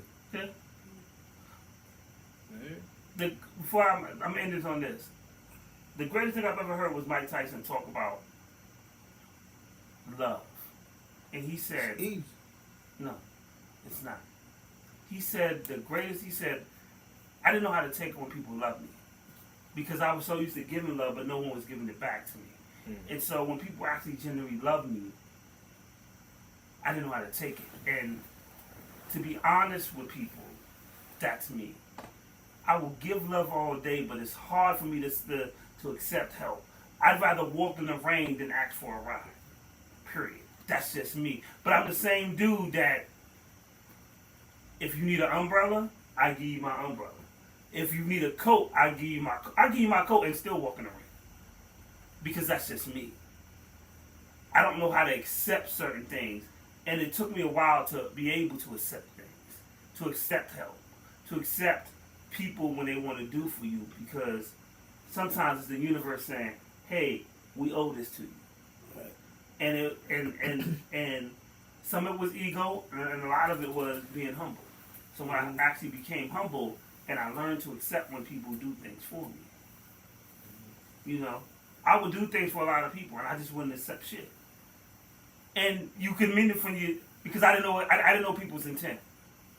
I was always guarded, so I just didn't know people's intent.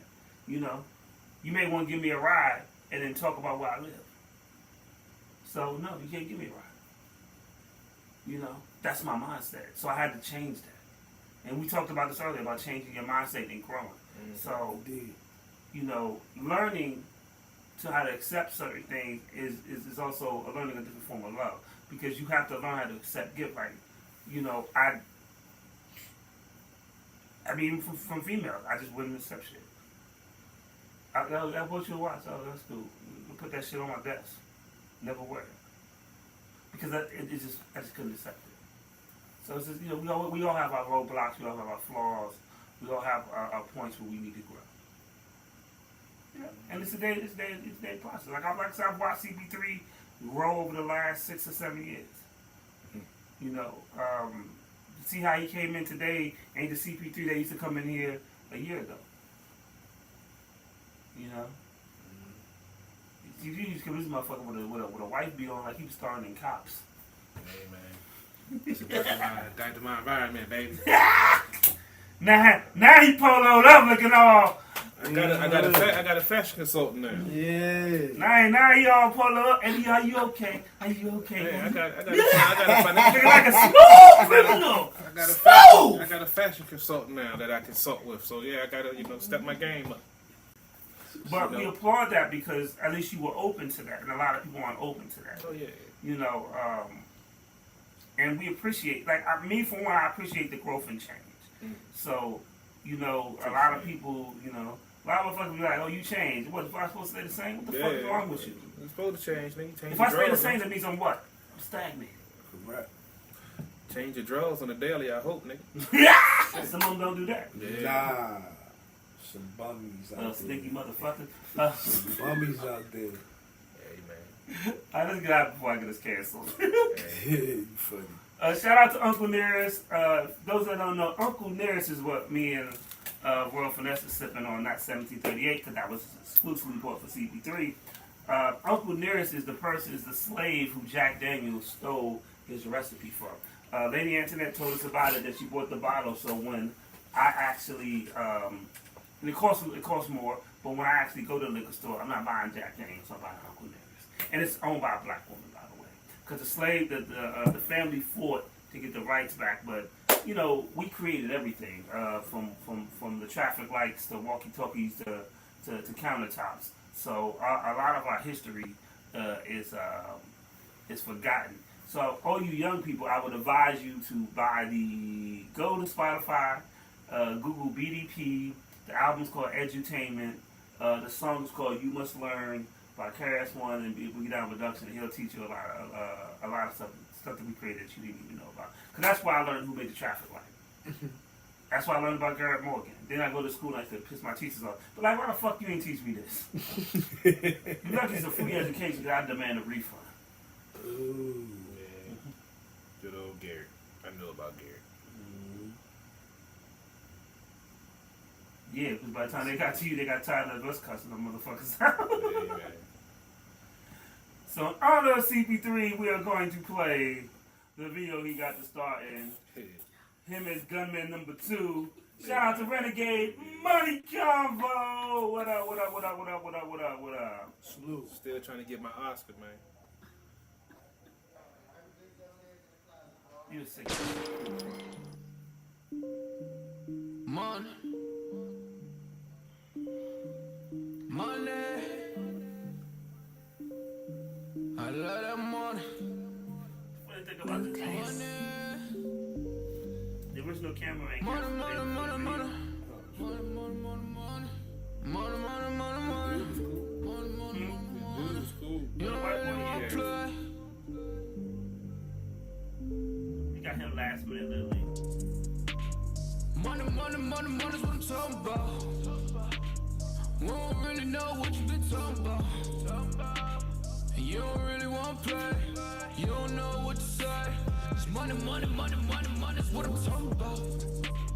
We don't really know what you always been talking about.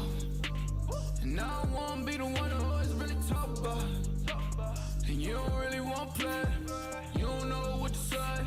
Cause money, money, money, money, money's what I'm talking about. Money, money, money, money, money, make you shut him off. Don't never ever talk about it if you never had to. Oh, side note, no black man was hurt in this You video. don't know what to say. All the guns are fake except for what CP3's carrying. Money, money, money, money, money, make you shut him off. Originality, damn it. Keep playing with the goonies, boy, I'm gonna have to make the call.